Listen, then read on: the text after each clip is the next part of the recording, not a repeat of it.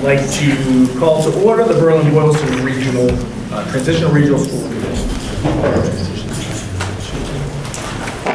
Okay. On our agenda this evening, obviously the first thing that well, let me remind you folks, this meeting is being recorded, and your image and or voice may be broadcast, so just letting everybody know. Got a big group here. All right, before we get going to public comments, I just want to, there was a list that went around as it relates to having a spot during the public comments. Is there anyone that missed this and did not have an opportunity to put their name on there at this point? All right.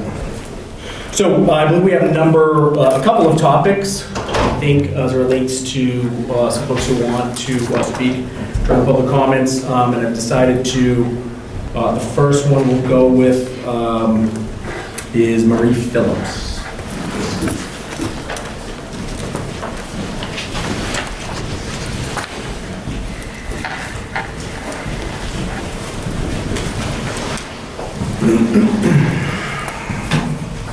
All right, hello, I'm Marie Phillips from Boylston.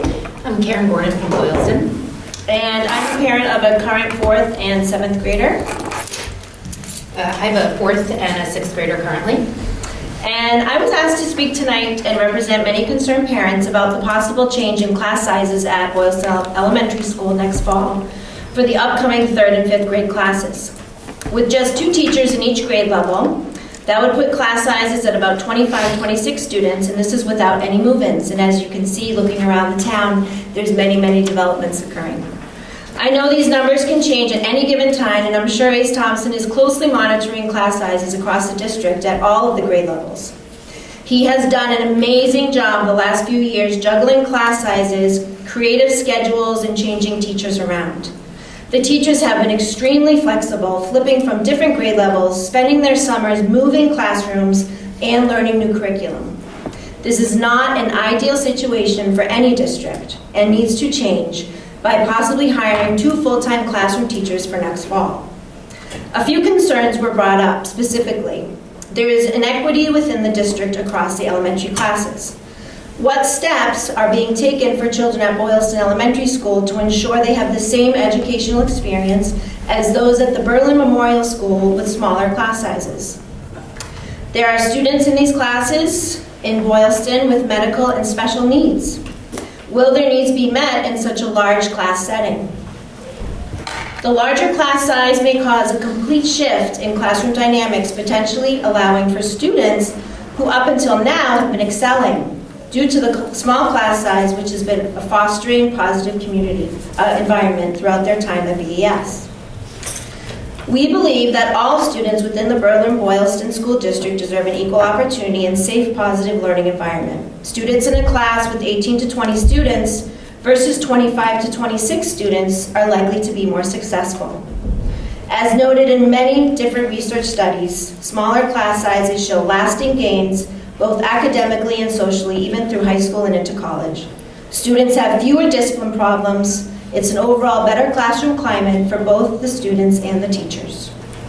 We fully support our school administration, teachers, and students, and it is beyond difficult for them to do their job without proper resources. And that is why we are recommending that there be 3 teachers per grade level at the Boylston Elementary School. Thanks. Thank you very much. Thank you both for coming out. Thank you.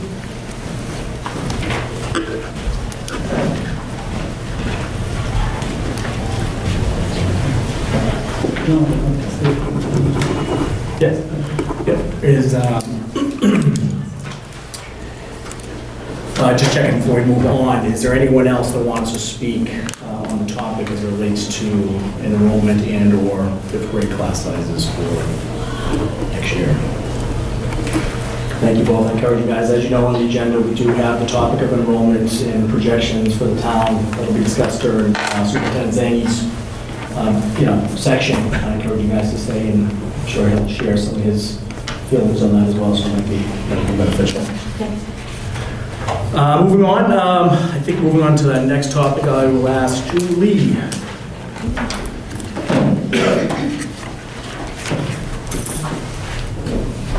Hi, everyone. Hello, my name is Julie Lee, and I'm a Berlin parent speaking on behalf of the Nature's Classroom Parent Ad Hoc Committee. I'm here tonight to share some information we feel is vastly important in regards to the Nature's Classroom contract being presented tonight. And I thank you for the opportunity to hear what we have to say briefly. The contract being presented tonight is for a one-night, 2-day field trip experience at the Charlton Nature's Classroom campus, scheduled for Monday, June 1st into Tuesday, June 2nd. While Nature's Classroom can serve a 1 to 5 day experience, the one-day overnight is not the most desirable one for many reasons. Among them, kids just need more than one night to settle into a new environment, especially one away from home. They need more than one night to acclimate, get comfortable, let their guards down, know it's going to be okay, and arguably the most valuable, start to develop relationships with kids that they don't know but are a part of their community. During last Tuesday's information night at Tohoto, parents and guardians were told students would arrive on campus Monday morning by 9 and leave the campus Tuesday afternoon at 4, which accounts for roughly 31 hours, 8 of which are sleeping. So essentially, the kids are only exploring this tremendous experience for 23 hours. We're not convinced, and hope that you're also not convinced, that this is an adequate time to reap the benefits of this program. Now let me throw in a highly plausible glitch to this.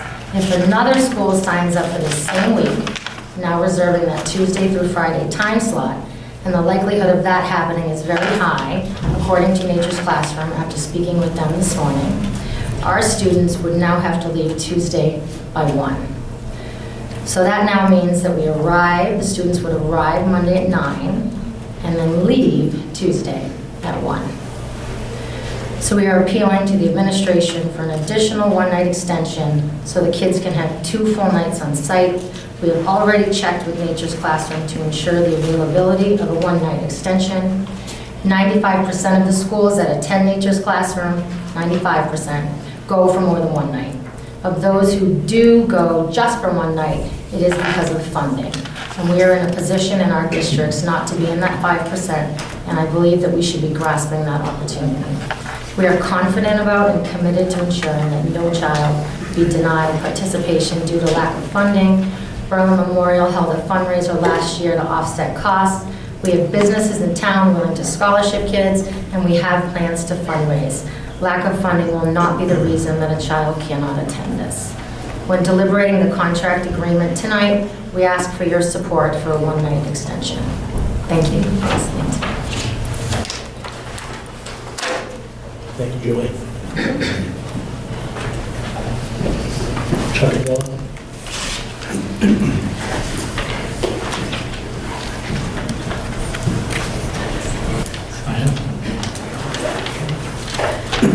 Thank you, Mr. Chairman. My name is Chuck Abdullah, and I'm also speaking on behalf of the 6th grade parent committee. We'd like to thank the school committee, the superintendent, the Tohoto principal, and Team 6 for listening to our concerns at the last meeting, and we're happy that Nature's Classroom is going to run this June for the 6th grade.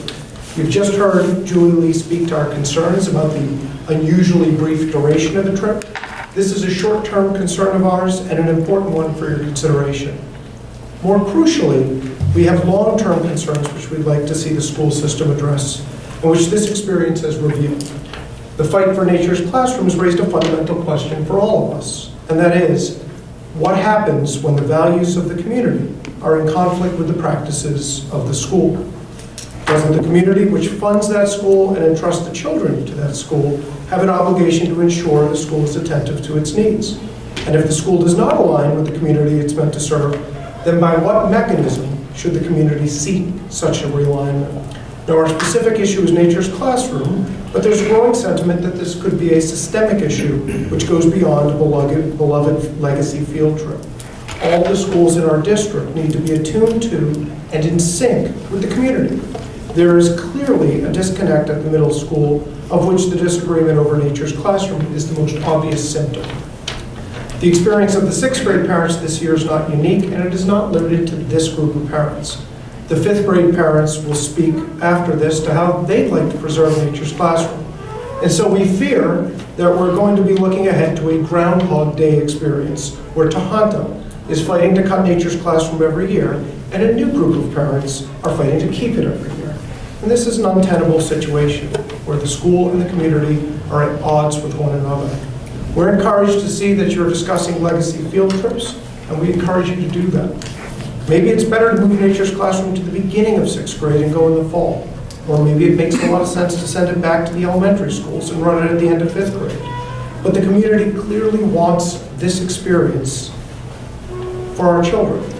1,000 signature petition testifies to that, and too many people have told us it was the best experience they had K through 12 in this district.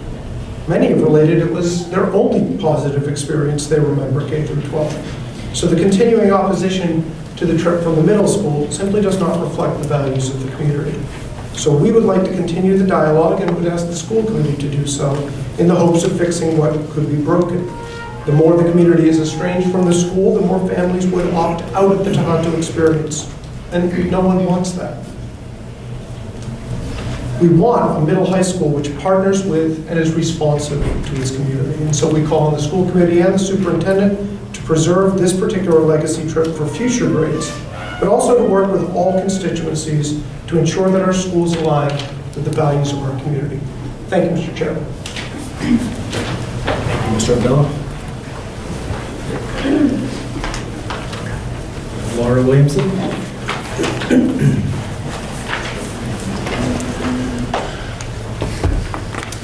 Hi, and thank you for letting me speak. My name is Laura Williamson, and I'm speaking to you as a parent of a 5th grader, a 4th grader, and a 1st grader at BMS. But I'm also here on behalf of the 5th grade parents of both BES and BMS. We are heartbroken over the fact that we heard that Tohoto wants to cancel the Nature's Classroom. We've been following along. We've been hearing from our fellow friends about it. We've come to the school committee meeting a few months ago. And what upsets us the most is that they want to cancel this despite the fact that there's so much interest and so much desire from this community to prolong this program. I went to Nature's Classroom myself when I was in 5th grade. I didn't come here, I was in Lunenburg. And I've had so many wonderful memories, and so did all of my childhood friends. And this is the opportunity and the program that we want for our children to have for not just this year, but for the years to come. The reason we were told that Nature's Classroom was not going to continue was because there was not enough interest. When we sent an email out to our 5th grade parents, we had emails come back, what is Nature's Classroom? We don't know what this is. And that's the stem of the problem. There is no communication about these programs until they decide to cancel it. And so we need to educate the families coming up. Maybe that means starting fundraising in kindergarten or 1st grade to make sure that all these students can attend this program. But what we need to do is just educate, so that we can adequately inform everyone so that we can get an accurate gauge of interest. So what we decided to do as a collective 5th grade is we sent out an email and we gauged a poll, who would go and who wouldn't go. This was yesterday, so one day. And what we found was that we heard from 16 out of the 22 Berlin families in one day. There were 15 yeses, 1 unsure, and 6 that have not responded in one day. We also sent it out to Boylston, and I don't have everybody's email address, so this is what I was given. And we heard back from 13 of the 43 Boylston families. However, I only had 23 emails, so 13 out of 23. And we had 12 yeses, 1 unsure, and the rest haven't responded in one day. We were also reached out by 7 parents who have volunteered to chaperone if needed from the Berlin town, and 1 from Boylston, and that was without asking. That was just, hey, what do we need to do to make this program happen in one day? So you can kind of see if people are educated and informed that we can have an accurate gauge of interest for this program. It also speaks to the fact that these families are in favor of this program and want it to continue. It's been felt that the administration of Tohoto has not heard the voices of our community, specifically in the sixth grade, because this is when it's happening. But I also want you to know that the rest of the community is listening, and we are speaking. And we want this program to continue, and we're prepared to fight for it. We have already formed a committee that has parents from Berlin and Boylston on it. We have started fundraising, we have plans, we have started implementing them, and we want to make this program happen. But we want to do it together. If this means the program needs to go back down to the elementary schools and is done in 5th grade, then that's what we want to help make it happen.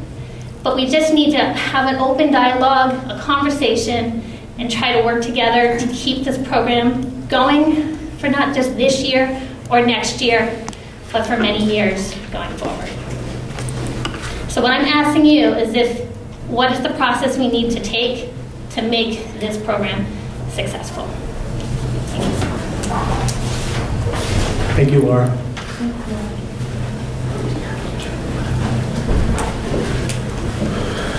Jerry Kwong. Mr. Chair, I'll yield my spot as I'm basically here just as a fact-finding commission, but I would just like to back up what Laura and Chuck said. To say that I'm all in favor of what they said. And, I agree with the prepared statement, but I'm just going to ask questions. I don't know if we're allowed to ask questions or read a statement. So, again, in the past, typically our process at school committee is not to have an engagement between the public and the school committee as it relates to the topics and how they are. It is at the discretion of the chair if he doesn't want to entertain questions during the process to allow that to happen. But I can assure you, it will be managed from a perspective of trying to move this program process along in our general line from a sort of a active session. So I'm not going to sit here and tell you that no, it's not an option, but we encourage members to prepare a statement and share that in the beginning of public comments in order to keep our process moving. So, but thank you for showing up, and if you have any questions, feel free to raise your hand. Okay, Mr. Whitehead. Thank you, Mr. Chair. So Bill Whitehead is part of the Berlin-Boylston Educators Association on behalf of the 6th grade team. They sent out an email either last evening or this morning respectfully withdrawing the paperwork for the compromised field trip. There was a positive note that we ended on the last meeting, and they felt like the compromise was fair, but there's still negative rhetoric in social media and via emails. And there were concerns that it would continue tension, so they decided to withdraw the trip, and we were told it was too late to take it off the agenda for tonight. So on behalf of the 6th grade team, they are respectfully withdrawing the paperwork for the compromised trip, but I'm glad to hear that we have parent volunteers that would pick up the slack. Thank you.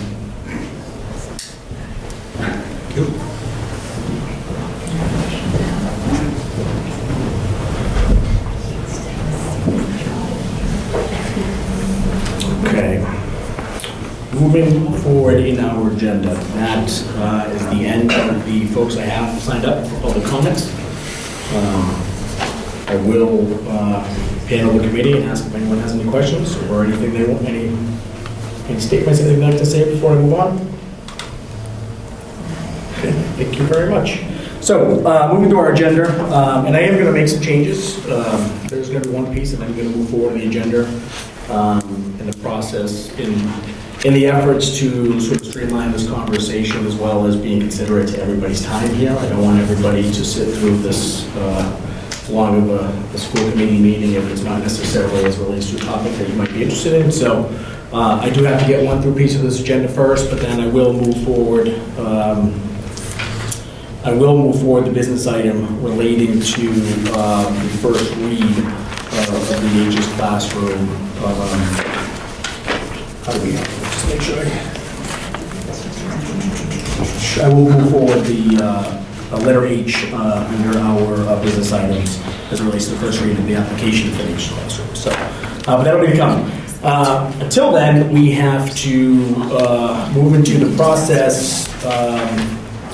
As interesting as this may be, and this is a first for me, since I've been on the committee, but we do have an open seat in Boylston, and as of this past week, we've had a number of folks who are interested.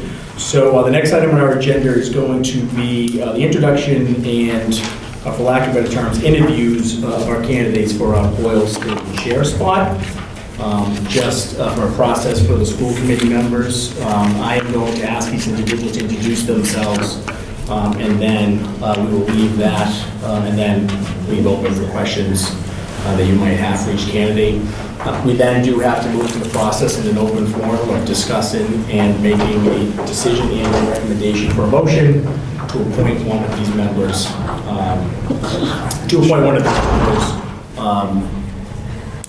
the Boylston School Committee, who then will be sworn in. And did I see Ms. Johnson here? Is she here? She's supposed to be. Yeah.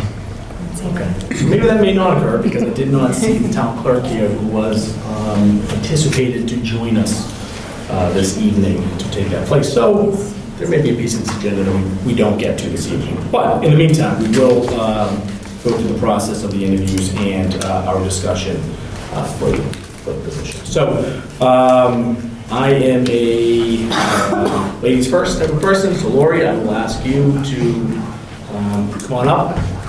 Please take a moment to introduce yourself. Please share with the committee why you're interested in the open position.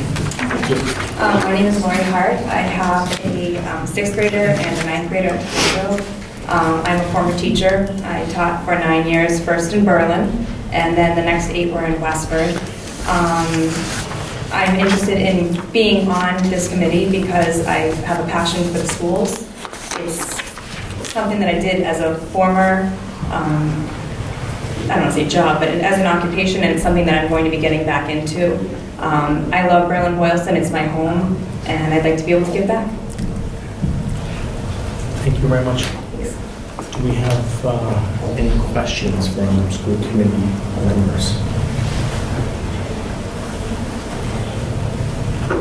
And feel free, you don't need to address the chair first. Please feel free to address the candidate. Okay. Thank you. I'm not sure this is a question, Laurie, but I had the good fortune of working with you on the superintendent search committee, and I remember your input, well, not word for word, but I remember, that you brought a value to that group. And I was wondering if you had an anecdote or an impression of that committee and how it works, and how it worked or didn't work, and because that's the way this committee works. And I was wondering if you had any observations and how you felt you fit into that. I appreciate the question. I actually was regretting that I didn't bring it up because it's actually the big reason that I was considering running for the school committee. I liked the collaboration piece. I liked listening to all the different input. I found that ideas that I had, when I listened to everyone else, I could see their points of view. It was really open. It was a very positive experience, and it just made me want to be a part of this more. Thank you.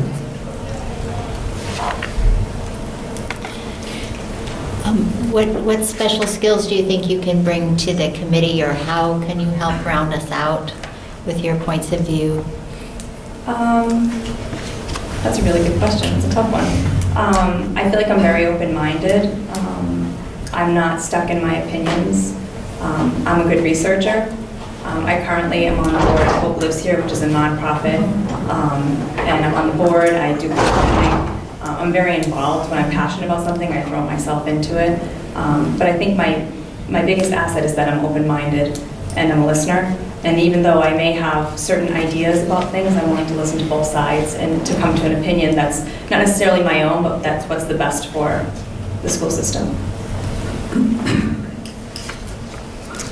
Hey, Laurie. I wonder if you could describe a little bit about how, what kinds of supports you might like to have if you were appointed to the committee to help you be the most effective you can be, or what kind of knowledge you might like to grow and understand more as you enter the committee. I'm not sure I understand the question. Okay. If you could just... So I should say, my assumption is when you enter a committee, we often don't know everything we need to know. Right. And we don't know how things operate. So I'm wondering what supports might be helpful to you so that we can help provide to you so you can be successful. And what kind of knowledge, where are the spaces in your knowledge where you need to grow more understanding? I think definitely in procedure, that's something that I would need to understand more how the school committee works. I know quite a few people on the board. I have a good rapport with them, so I feel like I would feel comfortable working with people and asking for their help. I'm also an avid researcher. I don't just settle for what's given to me. I like to do outside information. I like to show up prepared. So, Thank you. I have a quick question.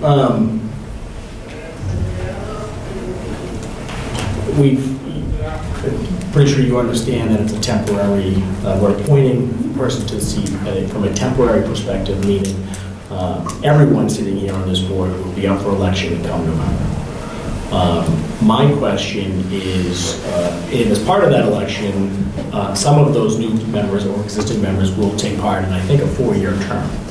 A 3 or 4 year term. It's going to be enough. There are 2 and 4 year terms. 2 and 4 year terms. So from a long-term perspective, with the idea of potentially moving forward in November and running for the seat come that time, it can be disruptive at times for a candidate to either resign or need to have to resign for whatever reason that is. But a disruption in it takes some time to get a candidate, a member up to speed and get involved in something we're working on. Can you just share a little bit about what your plans are and how you feel about the potential long-term spot? thank you.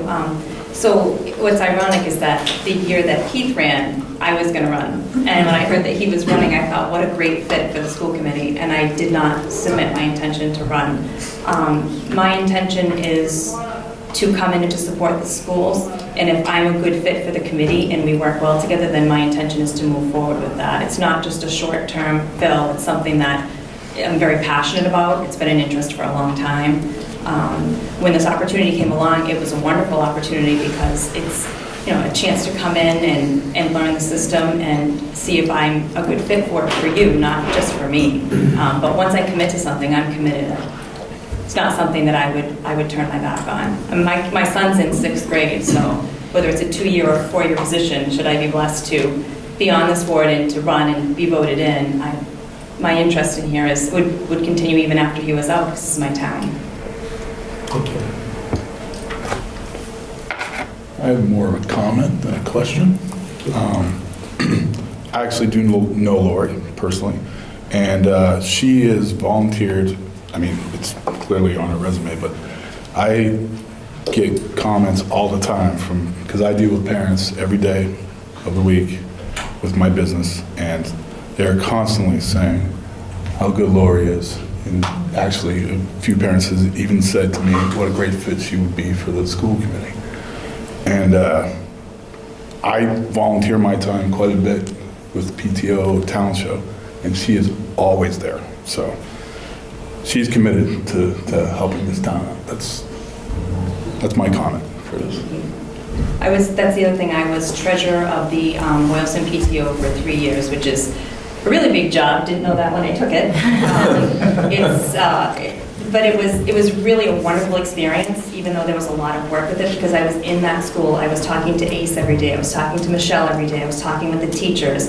I had my finger on the pulse. I knew what was happening there. And I loved giving back. I loved supporting them and doing as much as I could for them, because there's a lot of heart over there. So, and Keith gives a lot. Words about you.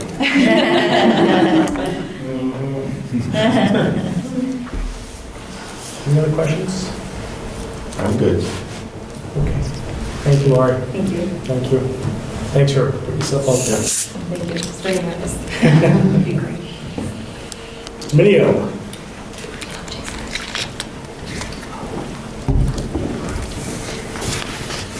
Good evening, my name is Jason Minia. I'm a resident of Boylston. I was online and I saw that there was a vacancy on the board. And being somebody in this town who likes to help out and volunteer myself for different things, I felt it was an excellent opportunity to give back, to support my community, support the board, our schools, and our children. And when it comes down to it, we're a small community, right? And we don't have a lot of the issues that larger ones have, in terms of public safety and mass transit. But what we do is we have to make sure our kids are equipped when they leave our system, have the skills, to have the tools necessary to be successful. And I feel that that's something I would be very good at least with the guidance part and being a board member. While I don't have a traditional background in education, I've been in the legal profession for over 20 years. And in that time, I've acquired many skills. I'm a pragmatist, I'm a problem solver, I'm an excellent communicator. Because what I do in my career, usually we're working on 5 people working on one project at the same time. The only way that gets done efficiently and on time is if you're talking. I feel those skills, combined with my passion to serve my community, perhaps would be a good fit for this committee. Thank you very much. You mentioned problem solving and communication. How else do you go about solving problems or issues? Well, you have to evaluate the problem, right? You have to figure out what the problem is. And working in law firms, we work with problems. If there wasn't a problem, we wouldn't have a job. So first of all, you got to find a problem. You have to evaluate it. And depending on the size, sometimes a quick fix. Other times, you have to get others involved. For me, it might be the client, it might be another team member. We work a lot with state agencies. It might be a state agency. And you have to weave a solution. And sometimes it's, you have to meet the needs of the client, and for our needs, for our client, and our fiduciary duty is so they don't get sued for securities fraud. Doesn't necessarily mean they're happy, because a lot of times they're forced to spend money or do something they don't want to do. But when you approach a problem, you have to keep in mind what the goal is and who can help most in solving it.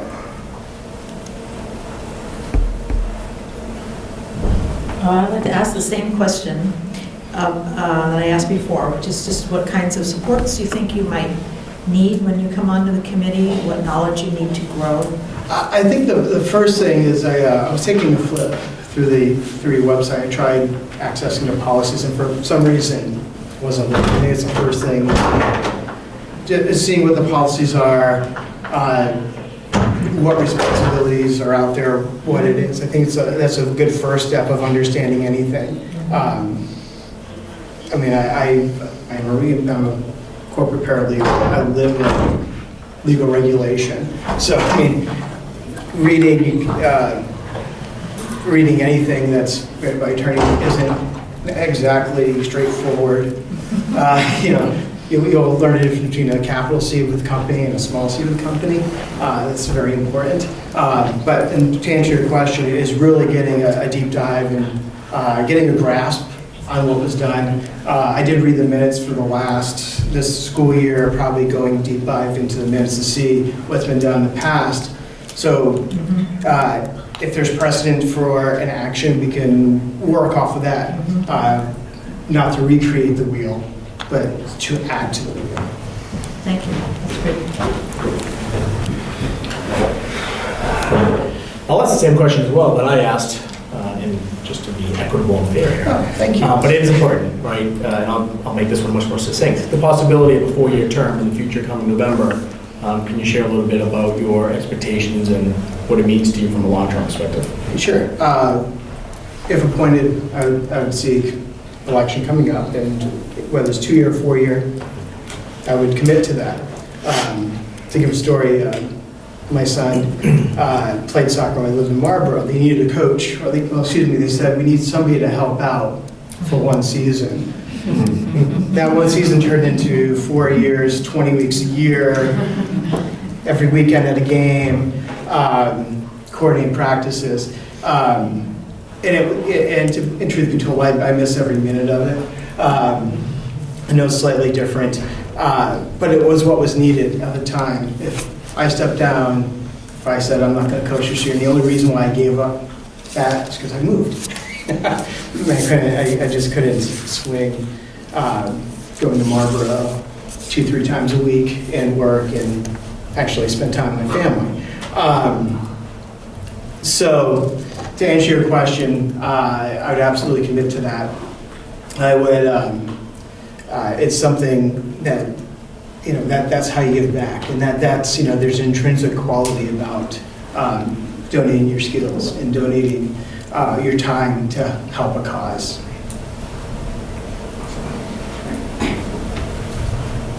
Any other questions? Thank you very much, Jason. Thank you. Thank you. Thank you. So, for committee members, typically, we would have done this at a different meeting without this grand audience that we have with us today. But from a processing standpoint, it is process to have an open discussion right now. We will need to get to a point. I'm sorry. Thank you. You just doing that. There was a third candidate. There was a third candidate. You did have the resume provided to you in the drive. I apologize. Tim Lowe did send me a message. He was unable to make it here tonight to speak to us tonight. But sort of kind of how all this went down. What we did, all the candidates that were put before us tonight, all of them did demonstrate interest after the deadline that was set of February 3rd to provide interest. With all that being said, I, as a chair, chose to waive that deadline for the first person demonstrating interest. Therefore, I waived that deadline for anybody who was interested, just to be fair. So, for the process of it, Tim Lowe is still under consideration, but unfortunately, we do need to fill the seat tonight. We will have our vote tonight. So he will be considered via his resume from that perspective of our discussion tonight. It's not the optimal way, but from a process standpoint, that's how we move forward. I will say, so I'll sort of kick off our discussion. What I'd like to say is thank you both extremely for coming out and doing this. We went a number of meetings where we were down to begging people to speak to anybody you wanted to come help us, fill that seat. It's important to understand that, and we see this from both of you, that just volunteering your time and demonstrating that you're here this evening and willing to volunteer your time is important to the community. It doesn't happen without folks like yourselves willing to do that. And what I would say is, depending on who the candidate is chosen tonight, that doesn't mean that this should be something that we don't continue to push for. There is an election coming up in November, and at the end of the day, it is an elected position, right? So what I would do is encourage you both, regardless of the outcome of this, to continue to demonstrate volunteer for things in your town, because there is going to be plenty of options for you to join the school committee in the future. And I think it's important that you took this first step forward to demonstrate that to your community. So thank you both for coming here and not knowing what else was going to be in the agenda and have such a big room in front of you while we did this. So thank you guys again for doing that. I will open the floor to the committee if anybody wants to start discussion as it relates to Cliff, please. Well, first of all, an abundance of riches. I've been on the committee, I forget how long at this point. It's been a while. And we've had some appointments during that period, and we've never had more than one person to deal with. So this is the first time the committee is dealing with what appears to be a competitive situation. But I personally don't want to, Jim alluded to this, not alluded, said directly, please don't think of this as a competitive situation. We clearly love that we had this abundance of riches. That's a wonderful thing for the committee. The thing I'm most looking for, I think there's two things I'm looking for in a candidate, and one is the person's skill set and how it adds to the wealth of our committee as a whole, because we each bring a specific set of skills just because we are who we are and we know what we know, and that has been, in my view, the strength of this committee. We have had distinct sets of skills that have come together to make us a stronger group. So, when I think about our candidates, that's what I'm thinking about. What new data, skill set can we add to the committee? And the second thing I'm really interested in is, as you know, because I've been harping on this for forever, is our ability to collaborate and come to consensus rather than a committee that relies on voting to resolve issues.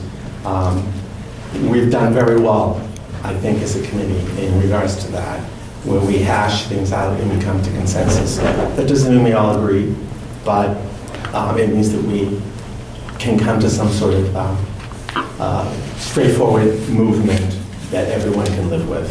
So I'm looking for someone who can do that. So those are two big things for me when I think about candidates.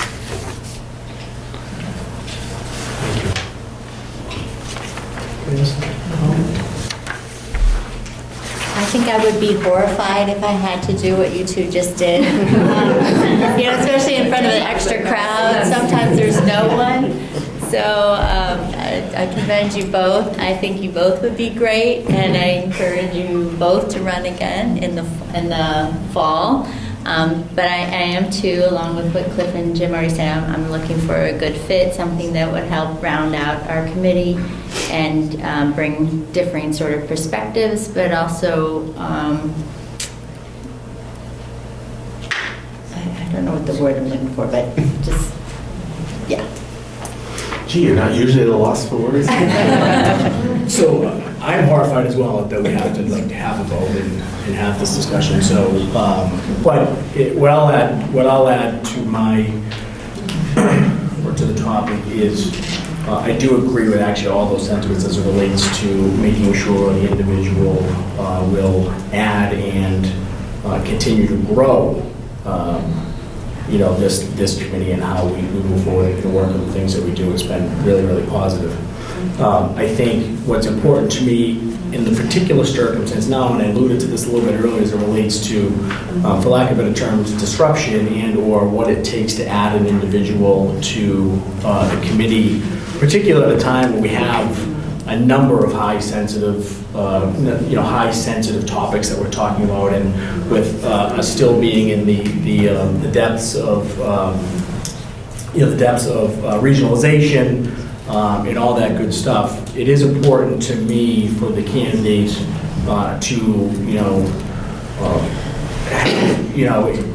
those who have experience in some of those areas and brings to that has played a role in some of these topics that we've done. Cliff alluded to Laurie working on the committee as it relates to the superintendency and some other things around regionalization and that type of stuff. And I think that type of experience is important as we ask somebody to jump in here and bring it up to speed and kind of jump in for some of that stuff. So that's one piece that I think is important.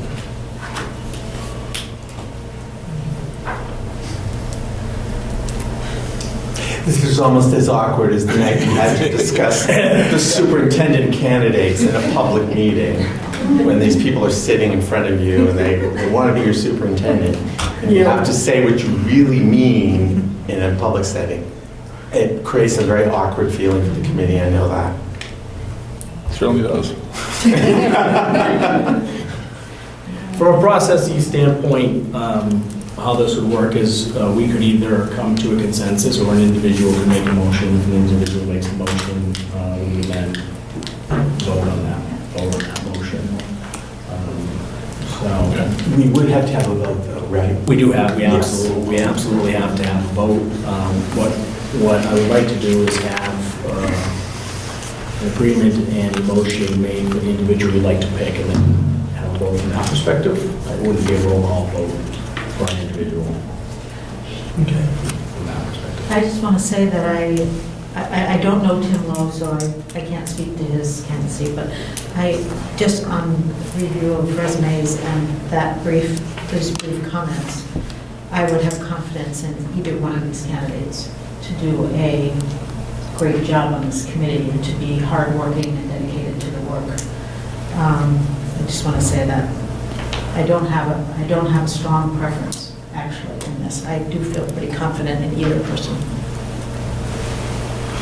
You know, it's difficult for the school committee to make the decision, right, because we are an elected official, right, and I was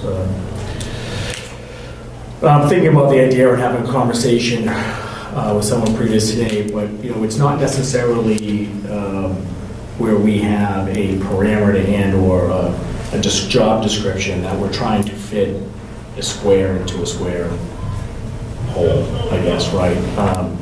It's a dynamic role, and because of that, that's why it's, you know, it is an elected position, fundamentally. We're making a decision not based on, here's our job description, right, like we would typically, and who meets these requirements the best, which is easy to sort of break that down. It's a dynamic discussion, right? So it's a little bit more challenging, I think, than in some areas, right? So. I dare say probably any one of us. Well, actually, I was appointed to the school committee, so, and you were as well. So, you know, I didn't know what I didn't know. So, you know, I applied for a position and I really didn't know what was going to happen. I think that's probably true even of the people who are elected to the position. You think you know, and then you get here, and it is not that. And I second that. I thought you might. I thought you might. Just so you know, we're trying to get them to stay. So, let's be careful. Lisa Johnson is here now. Tom Clerk is here, so we will be moving forward from an appointment standpoint. And I also do want to be respectful of everybody else's time as well. Are there any other questions? Comments, discussion? Does anyone have a motion? I think both candidates are great, but I would make a motion to elect Laurie Hart. I'll second that motion. Have a second for that motion? Okay, I have a second. Get that, Christine? Yep. Okay. All those in favor? Can we have more discussion? I Yes, just want we to can have more say, discussion, yes. I just want to say Sorry. too that I think both candidates would be good and great, and I'm so grateful that we had more than one response. It's awkward. That's encouragement. Yes, we want to encourage. Yeah. Yes, we want encouragement. Yeah. Agreed. Obviously, you know, it's hard to get people to fill these positions. This has been a demonstration. We've gone 3 months without a member, so these slots are not easy to fill. So the fact that 2-3 people expressed interest is really remarkable and wonderful, and I'm tremendously grateful for that. Tremendously. And I would also say too, once we get past the vote, once we get through this vote, and I don't want to ignore that we just made a motion for Laurie and second that, Jason.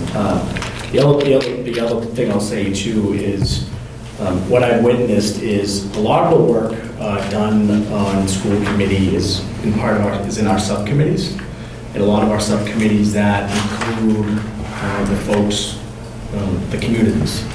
Right? Regionalization didn't happen. The hiring of a superintendent didn't happen without feedback and a committee with members of the community. And those are going to continue to come up. And what I would say is, from an experience standpoint and an encouragement standpoint is, and now that we know, and we know that you're interested in playing a role, you know, in school community, you know, you'll be at the top of the list for someone that we would reach out to help us from that perspective, right? So there's going to be plenty of opportunities, and we're just talking about now between November, because come November, this is what you want to do. It's absolutely, you're right back in there, right? So I would definitely encourage you to keep in touch with school committee members and other things, because I'm sure we love subcommittees here. So, to the point, maybe not too many of them, but we do like them. Okay, I do have, any other comments? Okay, I do have a motion and a second. I'll take all those in favor. Aye. Aye. Opposed? Thank you very much. So, again, guys, thank you for coming on. I really, Jason, I appreciate it. Thank you. Laurie, thank you. Congratulations. Now we have to do another awkward piece, which is Laurie. Lisa's here to swear you in, and you get to come take a seat. You get that filmed. I didn't get mine filmed. Yeah, I didn't get mine. Right, yeah. It'll be easy. She won't bite. Do you solemnly swear to faithfully perform the duties of the school committee appointment, the regionalization? No. Yeah. No. School committee appointment, transition, regional transition. Regional transition. Regional transition. You got that. Great.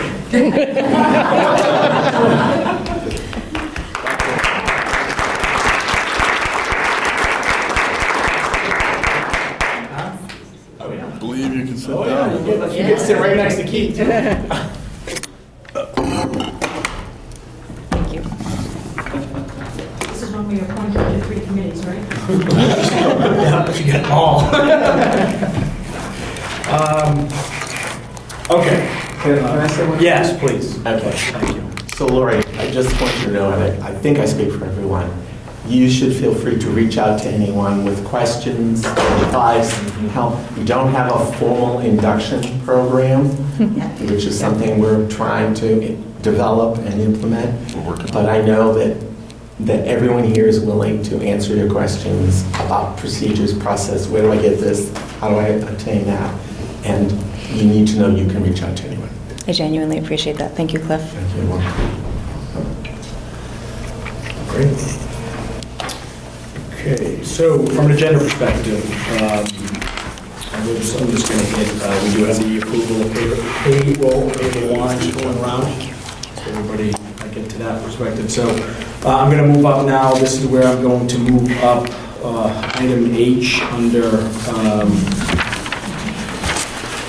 business items, which is the field trip application to Nature's Classroom, first read, and I'm going to leave that up here out of respect for everybody that's joined us tonight, so we can get to that point. Just a couple of things I want to say, because there is, so what I want to make sure is clear is that an application to school committee for a field trip is only done under very narrow circumstances, meaning it is an overnight and/or out-of-state field trip. And only for that purpose. The school committee does not vote on, decide on, or play a role in fundamental decisions around what field trips are done at an educational level. Okay, we only vote, and the reason that these field trips get on the agendas is mainly around one thing, and it's really directed at safety of students. Meaning, it's really important we have policies within the committee that are designed around the safety of students, whether it's driving hours of chaperones or hours of when students are active on their field trips, that type of stuff, right? So we only vote to approve those field trips from that perspective. With that in mind, talking about the children, I would be remiss if I didn't take an opportunity, they may be chair, so I'll take an opportunity to just share, this is, and I speak for myself as a committee member, not the entire committee.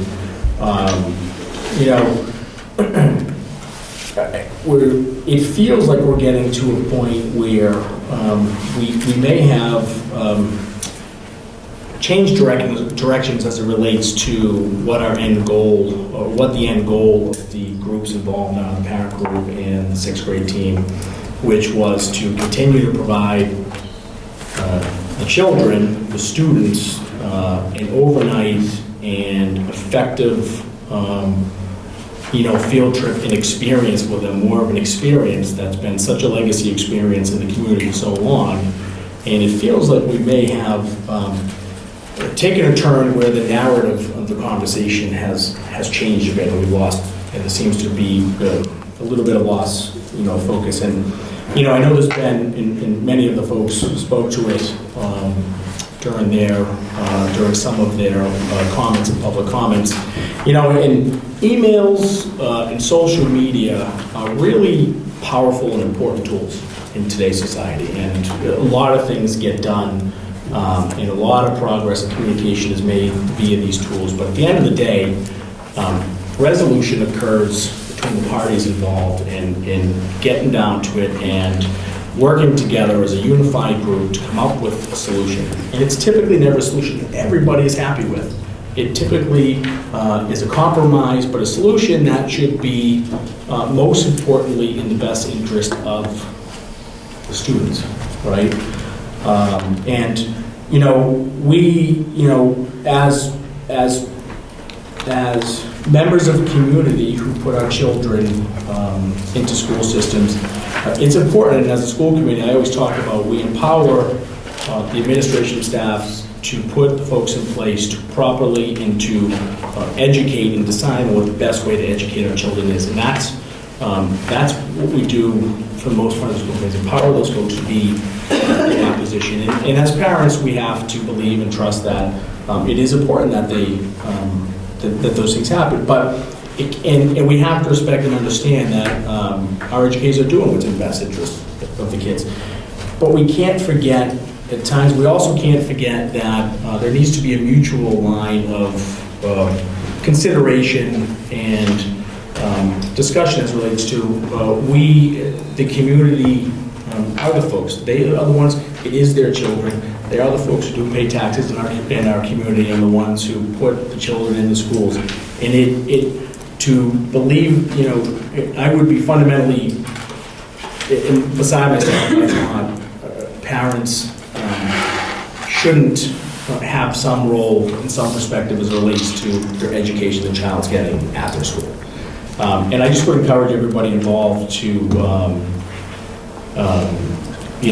not lose perspective on what the end goal is here. And again, this is something that's going to get resolved, by really good people, teachers and parents, because I know both sides are really, really good people, and I know that, this is the only way these things get resolved in the future. So that's it. I'll get off my soapbox. But so again, it's a first read. We're not voting on this, and it's not a commitment to say anything. It's not a commitment for a field trip. It's not. It's basically just the school committee first read. There is no vote yet as it relates to whether or not this field trip and the parameters of this field trip will go through. So because I did move it up into the agenda, I will, if Superintendent Zangi has any comment that he'd like to make, and then if any of the school committee members after that have any questions, concerns, or comments. Before you speak, can I just say a procedural thing? These folks might not know what a first read is. That might be confusing to them. So it might be good to define how the school committee works in terms of first read and so on. Well, would you like to share that knowledge? I would say your experience leading that charge is much greater. So since you brought it up, would you mind? So I'm sure it's confusing to people. Like, what does that mean, a first read? It's on the agenda. A few years ago, we decided as a committee that important issues that required school committee action, for the most part, should be presented to the school committee at a meeting, but then there should be time for that topic to percolate to the next meeting so that people can get their questions answered and clarified, and so that then we would vote on it at the next meeting. And that was in response to the way the committee worked prior, when we would get things, we would have had a chance to read them, yesterday, and we'd have to vote on it tonight. And we just felt that that was not good practice. So that's why it's called the first read. And if someone thought that we were going to be voting on something tonight, you probably look at, well, an arcane procedure. Where did that come from? But it came from the committee's need to have more time to think about things. So that's why we set it up that way. Did I explain it okay? All right. All right. Now I'll be quiet. Jeff, you want to say something? Okay, thank you. So I just want to address a couple of things that were said. I'll address Ms. Williams first. She's up there. Who? Mrs. Williamson. Right here. Oh, okay. Yeah. I thought you were back now. So in terms of, you said, talking about moving the trip, I think there's a distinct possibility there. I'm meeting with Ace and John tomorrow to talk about that. I asked them a while back to think about this and generate some ideas. They're closer to it than I am, so if there's a solution, it'll be between those two. And so I'll get back to you on that. So I just wanted to answer that question for you. In terms of the other things that were said, Mr. Whitehead made a statement canceling the trip. I believe in honesty. So I'll tell you that I met with the sixth grade team, asked me yesterday if I would meet with them, and they told me they were going to do this, and they told me why. And though I tend to agree with them, I do believe if you make a commitment, you should keep it. I also think that when the parent who met with me the first time, you said you wanted a compromise, you'd be willing to have a compromise, and that's what you got a compromise, and inherent in the compromise is not everybody's going to be happy. And so, that's just what that one night was. Whether you agree with it or not, it's the compromise the sixth grade team made. I believe they should keep their commitment. I'll continue to talk to them to try to get this back on track. But I would also encourage you to reduce the social media piece. It helps nobody, and it alienates the group that you want to partner with. They showed me some things that were said about one teacher in particular. And I can tell you that if it had been me, I'd be very uncomfortable with that stuff. It doesn't help anybody, and it just ends up alienating people. I appreciate your passion, I really do. And also I think in terms of, we want you on our side, especially for fundraising and things. There were plenty of opportunities to do that. There's things like PTO, there are mechanisms in place. How many of you have been to PTO meetings or engaged at PTO in the school since your children have been in the sixth grade? They struggle to get people at their meetings. Those are opportunities to get involved too. I know that this is something very specific to you, this Nature's Classroom, but we do want you involved. We want you involved with the schools, and there are plenty of ways to do that. So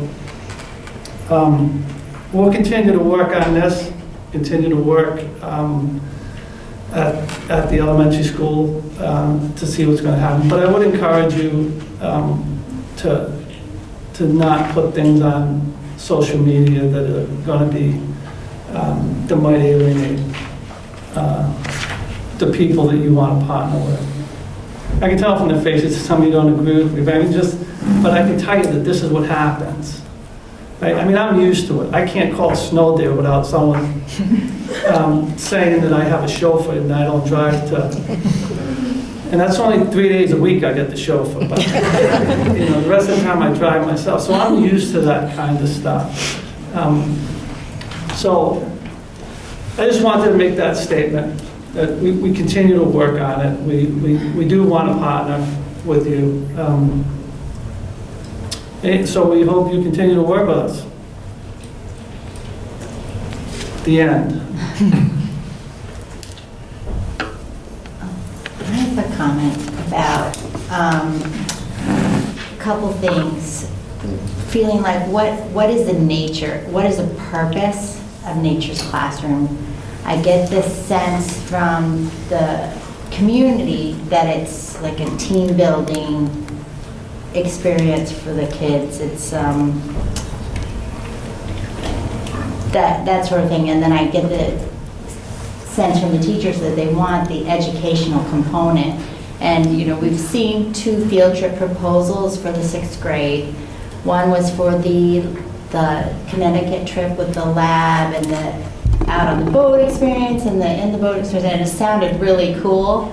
And then they flip-flopped, and it was just a day trip, but it sounded really neat. But they withdrew that to do the Nature's Classroom trip, and then with the educational component, they didn't list anything. And I think that was, I mean, we've had the Nature's Classroom trip every year, and they find parts of the curriculum that they're pointing to.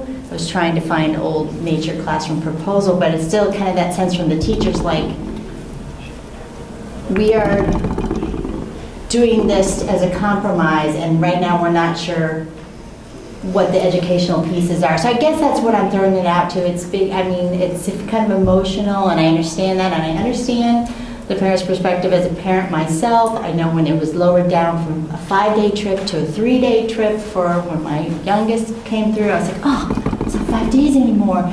But that was just me being emotional. So now I'm thinking, if this is team building stuff, I really would encourage, and they want to work on this, I do second the idea of moving it to 5th grade or the beginning of 6th grade.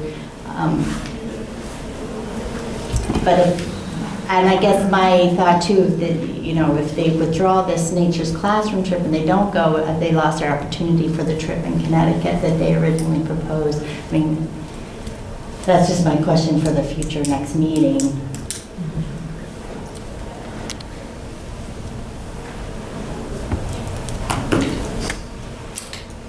I agree.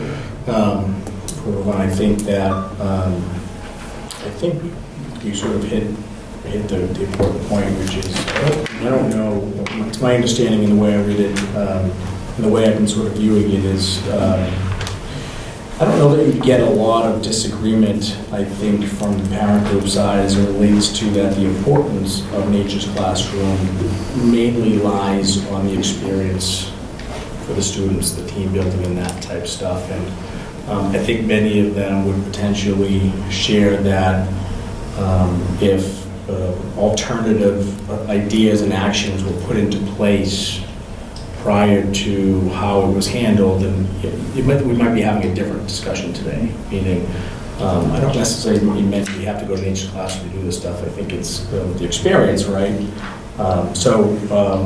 know, I think it's a lesson to be learned, and as part of this, what needs to come out of this, I know that the committee, as part of that work, and as part of what we do have control or responsibility for, sorry, not control, but responsibility for, are the policies around that. And I think we're going to see some of the good work that our policy subcommittee is doing as it relates to legacy field trips and what that process will look like in the future as it relates to discussion around those and the evolving changes of those as things kind of move through the process, right? And I think that's important to take from this is, you know, sometimes it's not necessarily a topic, it's the process and how it was handled that might be the question or the concern, right? So I think that's one of the areas that with the policies that we are responsible for, we can start to, you know, I'm not going to say we can save the day as it relates to this year or even next year. That's out of our control. It's not something that we are responsible for, but I think it's a good start from a school committee perspective of where we can make a difference, right? I think the two of you have put your finger on the 3 important issues around all of this.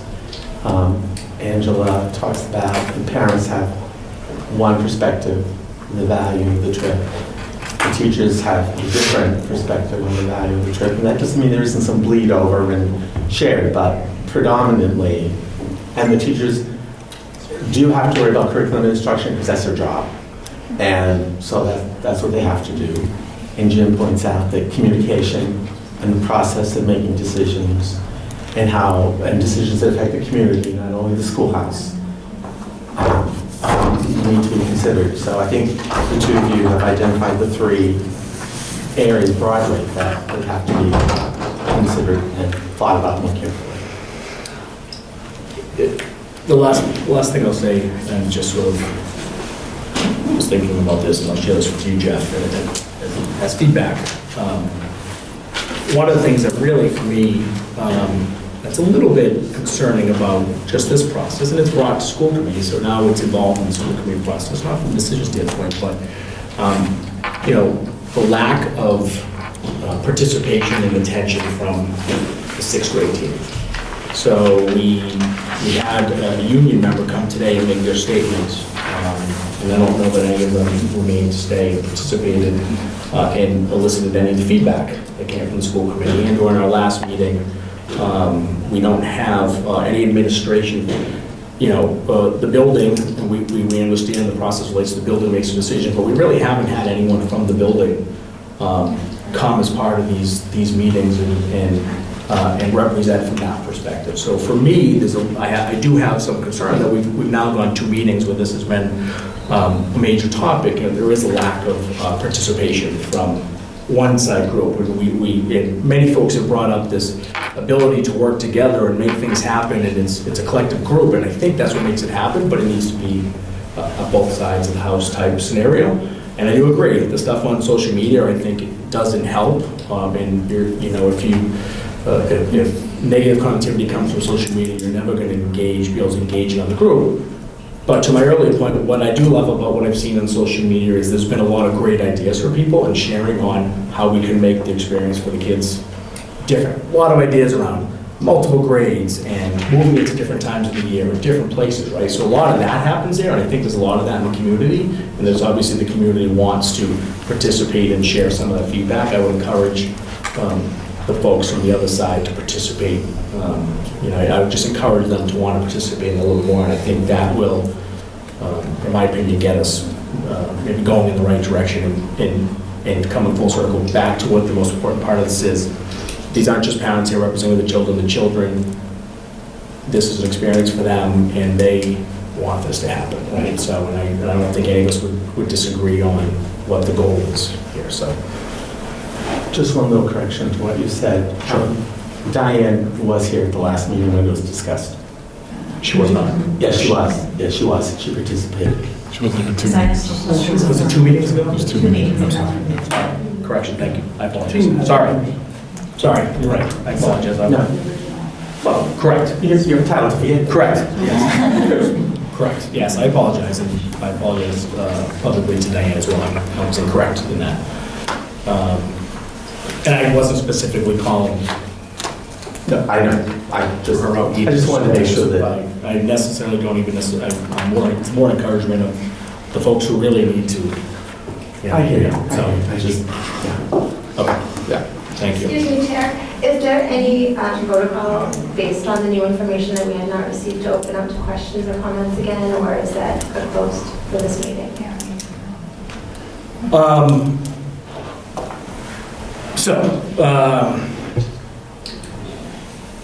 It's an interesting. You have a question? Yes, I do. I have more of a very brief comment. And it's because new information was presented since the opportunity that we had a chance to speak. So I think what I'm going to decide to do is, so what I'll say broadly is, my goal is for this to get out of control, but yes. We did as a group. Jeff did engage and speak to you all as part of that, so I want to give you an opportunity to ask a question if you have one. I am going to. My goal is not to now see a bunch of hands go up. I understand that, yes. So if you do have a question, I will entertain the question. Would you like me to go up there? Or? That's okay. You can. Okay, so I originally came tonight to hear about the information regarding the 5th grade position for next year, but I'm really blindsided by the information, and I can speak to you as someone who does not currently have a Facebook account. I'm not even really familiar with what's going on with the social media. I wonder why my child and other children are getting a punitive outcome to some people's social media. My child has nothing to do with that. The children have nothing to do with that. They don't even know about it. And they should not be getting a punitive, consequence due to social media. That's unacceptable to me. And that's a statement. My question would be, are the students going to be receiving a punitive regard due to some people's social media? I don't even have a Facebook account. What do you mean by punitive? So when Mr. Whitehead came and spoke, he said due to the social media things that are up, they're withdrawing. Okay, so that tells me that it's not about student participation or the original reasons that they gave. So why are the students of Berlin and Boylston receiving a punitive regard to social media comments when they did not make them? Well, I think what he was referring to, and I don't want to speak for him or speak on behalf of the If he was union. here, I would be happy to answer. But I think what he's referring to is a comfort level with the sixth grade team due to some of the things that have been said on social media. understand. No, I do understand, yeah. But I said when I opened it up, I think if you make a commitment, Yes. then you should keep it, no matter what anybody says, or what you say you should do it. Well, I just wanted to bring that to the school committee members, that the students are receiving punitive regard, not the parents. And I just wanted to make everybody aware of that. Thank you. Thank you.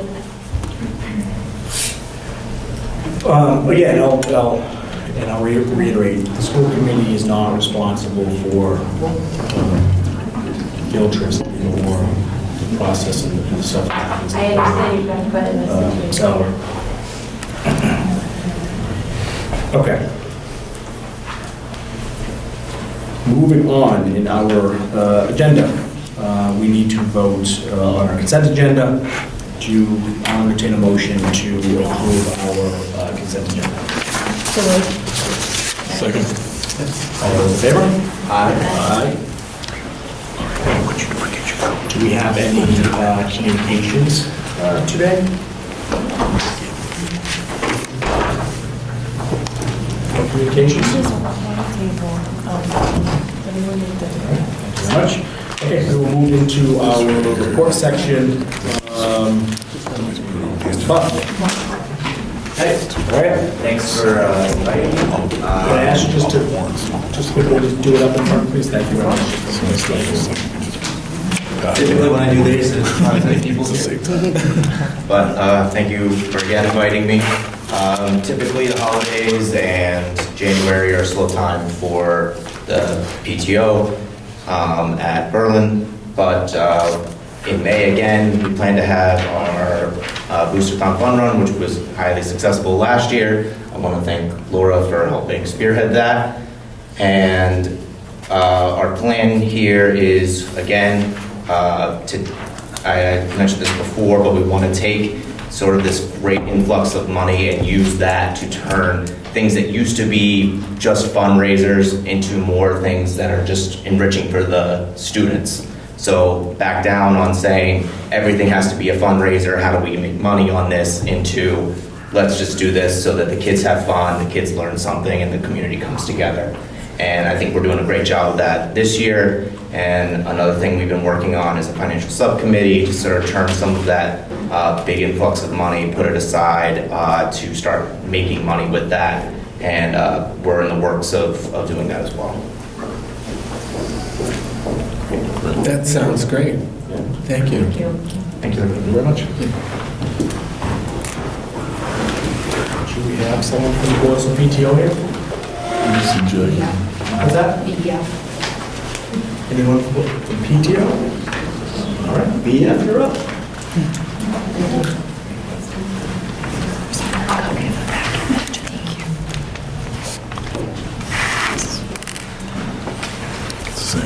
Hi again, I'm Karen Gordon, co-chair of the Boylston Education Foundation. We weren't going to be able to make it, plans changed. So as of 2 2 weeks ago, all of our grants from this year that the teachers applied for are paid out. They are in the process of receiving all their products, with the exception of 2 back-ordered trucks and a sandbox that has to wait for the ground to thaw. We are also in the throes of planning our biggest fundraiser of the year, which is bingo night. So that is where all of our attention is right now. We are fundraising, we are seeking corporate sponsorship and donations for the silent auctions as well as the basket raffles. The bingo night is April 4th. We're hoping for a great turnout this year again. The past couple of years have been increasingly successful, and that's sort of where we are now. Hopefully, with any luck, we'll be able to provide grants as we were this past year, which was just under the $16,000 mark for all of the staff of Boylston Elementary School. That's great. That's awesome. Thank you. Good job. Thank you. Nice work. Thank you so much. Do you have anyone from CPAC here? CPAC could not make it tonight. Did not make it, Jessica. Okay, that brings us to Jessica. So I know some people here stayed for the enrollment piece. I have just a preliminary report. My final report will be in May. It'll be part of my goals, but I did want to just talk to you about some numbers because it does affect the budget and it affects staffing also. So we get enrollment projections from NESDEC, the New England School Development Council, each year. And they usually project out like 10 years. And some of the things they use for enrollment forecasting, they use birth rates, they use migration in and out of the community, they use home sales, they use age group trends, they use the age group, for example, 1 to 4. So parents with children age 1 to 4 historically do not, they tend to be very mobile, they'll move around. After that, they tend to look for a good school district or a school district, so that's when they sort of stay. Age group trends and things like baby boomers, there are currently roughly about 10,000 people a year who turn age 65, and a lot of them want to downsize, and in an economy that's not good, they'll tend to hold on to their houses. When the real estate, the market comes up, or the economy gets up, they tend to, at that time, sell. And we have 2 real estate people here, so. Yeah, gotta watch it. Yeah, I know. New construction, they use new construction, past enrollment history, things like health trends, things like the opioid crisis has caused grandparents, for example, to more and more have to raise their grandchildren. So when you have things like 55 and older communities, when a developer says, well, we're just going to put in a 55 and older community, so not going to be any kids, that assumption can't be made anymore. I think it's 2 or 3% of grandparents raise their kids, raise their grandchildren. Economic trends, like we say, we always recognize it in the school. When there's a good economy, we can't get substitute teachers, so because they have jobs. And things like school choice, they use that. Now, what they tend to use is they use the cohort survival rate. So they take a history of how many students, like for example, go from 2nd grade to 3rd grade.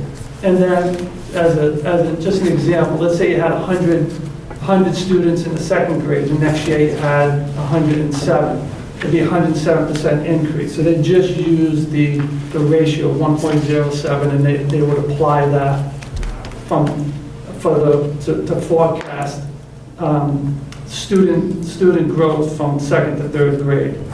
Now, what tends to happen with this is the forecasting is pretty accurate. It's about a 1% accuracy for the first 5 years. 1% accuracy? 1% No, 1% error, I'm sorry, for the first 5 years. And then after that, it sort of goes off the cliff. So I've seen errors up to 30% out to 10 years. But 20%, 25% is very common. Now, there are two times when the cohort survival rate is not accurate. Not as accurate is when you have a district that has 1,000 or under students and when you have a lot of building. We have both of those conditions here. But it's safe to assume that if you have a lot of building, you're probably going to get kids.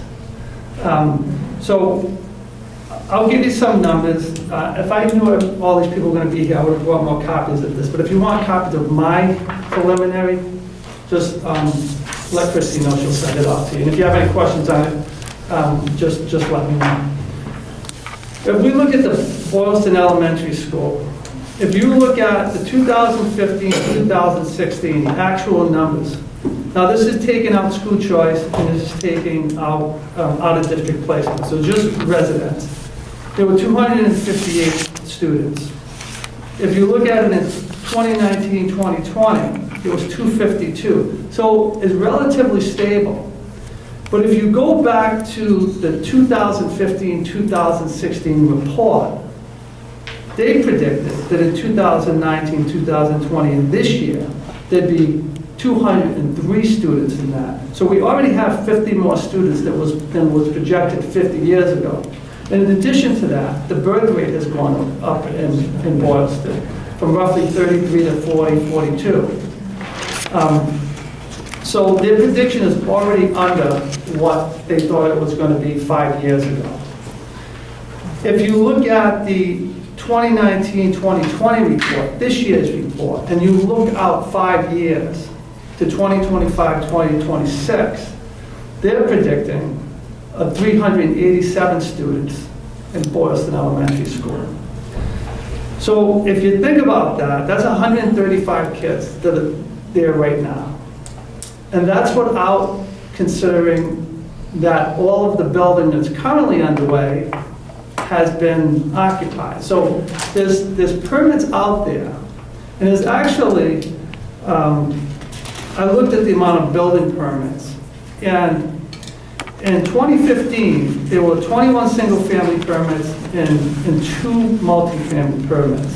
In 2019, there were 35 single-family permits, and there were 7 multi-family permits. So the permits for new construction has actually gone up in the town, and they haven't occupied all of the stuff that's already been built. Now, in addition to that, there's construction underway of, I believe it's, again, this is preliminary, I believe it's 66 rental units, 66 or 67, 66 sound right? 66 rental units, and which is not part of the 35 that I just mentioned. So that would be a permit for 2020, which I didn't look at. Obviously, and then there's also a possibility of another 120 rental units that's not under construction, that does not have a permit. And so I'll follow up with that. One of the other things I looked at was per pupil expenditure and compared to the state. Because these numbers affect enrollment. And Bob's going to give an update in a second. This talks about where we currently are with the BES budget. In terms of staffing, we actually have 3 less staff now than we did in 2015, 2016. Now, they weren't teachers. They were a para, another interventionalist, and a cafeteria person, which doesn't seem like it's important. But once you start increasing the numbers, you put in 100 extra students in the school, it's not really the class size that becomes the limiting factor. It becomes all of the other things, like, how do you put that many more, how do you feed that many more students during the day without changing the schedule? So those are all of the things that have to be looked at. When you look at per pupil expenditure in 2014 for BES in Boylston, it was $12,583 per student. That ranked Boylston 266 out of 324 districts. I think that's roughly the bottom 9 percentile. The state average of that year was $14,520. In 2018, the per pupil expenditure in Boylston was $13,688, about $1,000 more per student. The rank that year was 292 out of 322. The number of districts changed because districts combined like we did, things like that. State average 2018 was $16,506, about $3,000 over the average per pupil expenditure in Boylston. The 2019 numbers weren't out, so I just backed it up and took 2014, 2018. And I say this because as we look at our budget, our current budget, and the cuts we've had to make, it continues to put us behind. There were positions we wanted to put in that we've cut because the budget was already 14.5% for Berlin. 14.5%. And so those are the things that that end up suffering. So just some food for thought. You don't have to copy the numbers down. If you want them, I got them, and I'll have my final report in May. It's one of my goals. Any questions about the Boylston piece? I do want to mention this too. In terms of classrooms, currently we have 53 students in kindergarten. So if you look at the trends and they say it's going to go down, well, next year we have 51 students coming in.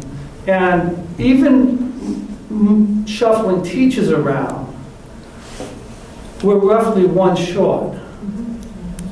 Because if we don't add another one, there's going to be at least one grade, and it most likely will be grade 5 because that's the grade that has the oldest students. So, if you're gonna do it in any grade, you're gonna do it with the older children.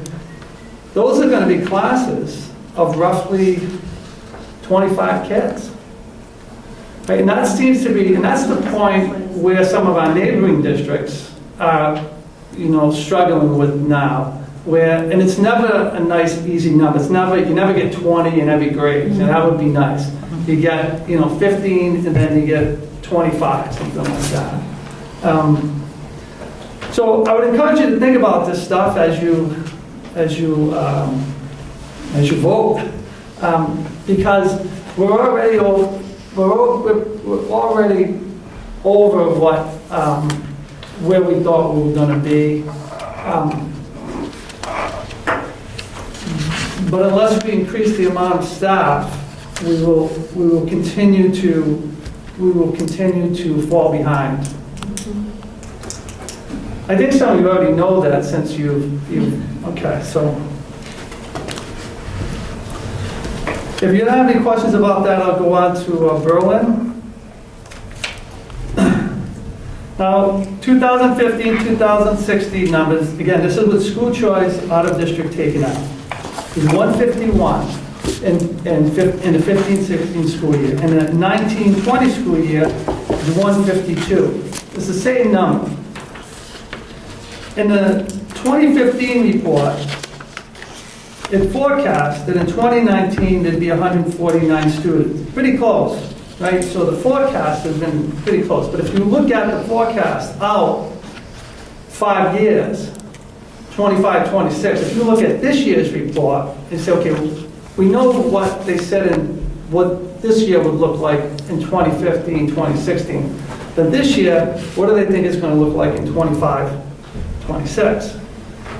They forecast 163 students. And then they forecast that it will decline after that. I have some concerns about that. NESDEC has some concerns about that. Basically because if you look at the projects that are going on in Berlin right now, there's River Bridge, 204 apartments, There were 3 studios. There were 77 one-bedroom apartments. These are rentals. There are 124 two-bedroom apartments. Now, they said, well, we're not going to have the 3-bedroom apartments. But when I spoke to the building inspector, they have two-bedroom apartments, but some of them have an office that's roughly the size of a bedroom. So, and they expect, according to the NESDEC report, NESDEC spoke to some officials there, and I don't know who, I don't know who. But their report says that the town expects 0 children.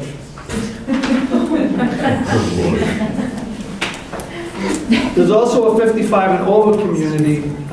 That's the other project that's going in. Now, typically you would think, well, you're not going to see any children there, but based on what I was just saying, I think it's reasonable that you might get a couple at least. So that's Berlin. But in terms of the per pupil expenditure, they look different. In 2014, the per pupil expenditure was $18,489. Put them 47 out of 324. It's pretty high. The state average of that year was $14,520. So in 2014, Berlin was approximately $4,000 per student above state average. 2018, per pupil expenditure was $21,084, which ranked Berlin at 49 out of 322. Pretty high, top 10%. Actually, I think it's probably top 5%. State average in 2018 is $16,506.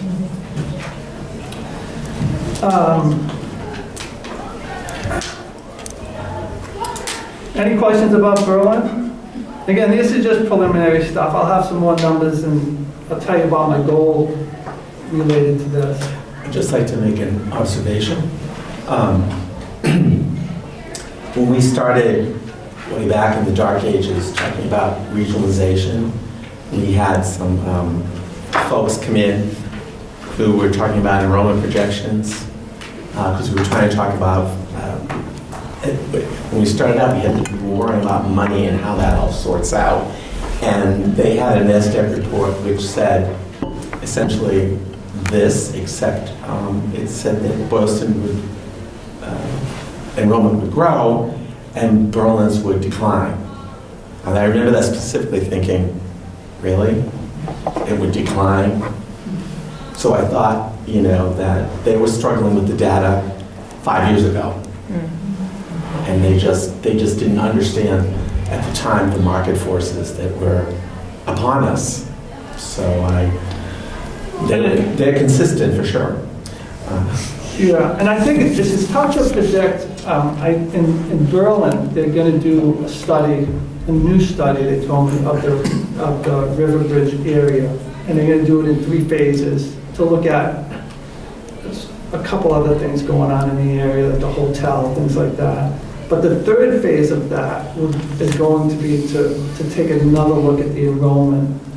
And that'll probably happen sometime in the summer because they want to wait until at least one of the buildings gets occupied before they start, deciding how many children are gonna come out of that complex. But I believe there's 6 or 7 buildings there, so we'll stay tuned for that. Can you find out who they spoke with in Berlin to get the 0 number from River Ridge? Yes, ludicrous. And I've spoken with someone on the planning board who did not say that. They said 29. Well, there's not much of a difference between 29 and 0 when you talk about 200 apartments. Because you and I had that conversation. So, and I'll be having a conversation with the planning board and the town manager. Well, I think it's good news that they're doing a study. It is good. We'll benefit from that. So just quickly in terms of Tohoto, as you might have guessed how this works, they're forecasting a slight increase, but most of the increase they forecast comes from Boylston right now, because that construction has begun to be occupied, so they can say, well, there's going to be a small increase, and that's where it's going to come from. But other than that, my goal, my new goal, the goal 4 that I've added is to spend the rest of the winter and spring having conversations with the planning board and the town administrators to see if we can start doing some forecasting and planning, because I truly believe that something has to be planned out here. I don't think at this point it's new construction, but certainly in terms of staffing. And I think, if you look at the forecast for Berlin, it looked very similar to what Boylston looked like 5 years ago when they start building homes. And so as I said, I've had some initial conversations with NESDEC, and I said, I'm concerned about these kind of numbers and what they mean in 5 years. And he said, yeah, you should be, because these are things that you can't really predict. The other thing to keep in mind is we have a very small district. We have roughly 1,000 students total. So most districts can absorb 100, Worcester can absorb 200 students, and they wouldn't even know they were there. That's not the case here. It has a major impact on our budget. It has a major impact on our staffing. So my goal, that will be my goal this year, and I'll have something more in depth in May. Any questions about the enrollment piece? Again, if you want this draft, let me know. I can send it to you. Thanks for your report. I think it's really important. Obviously for planning purposes, but budgetary more importantly. So thanks for doing that. Jeff, do you think you have the information you need? Is there other information, any other data that you feel you need to pull into this? I don't know. I think once I start having some more conversations, I'll know if I need some additional things.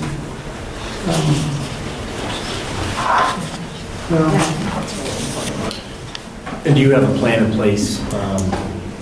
I know we'll be going through the budget process and, preliminary meetings with FinComs and select boards in different towns. Do you have, as you progress through this timeline that you have to get to more final progress, do you have plans to address and present this information back to the town and, groups? Well, again, I'll be having conversations with the towns about these numbers, because I am concerned about them, and that if we don't, you hate to have these forecasts, and then you think, well, what if they don't happen? But I don't see anything that indicates that there wouldn't be an increase. It's just a matter of how much. So my plan is really to have those conversations with the town to help with the planning piece. So, for us, a big piece of it is are the towns going to support our budgets?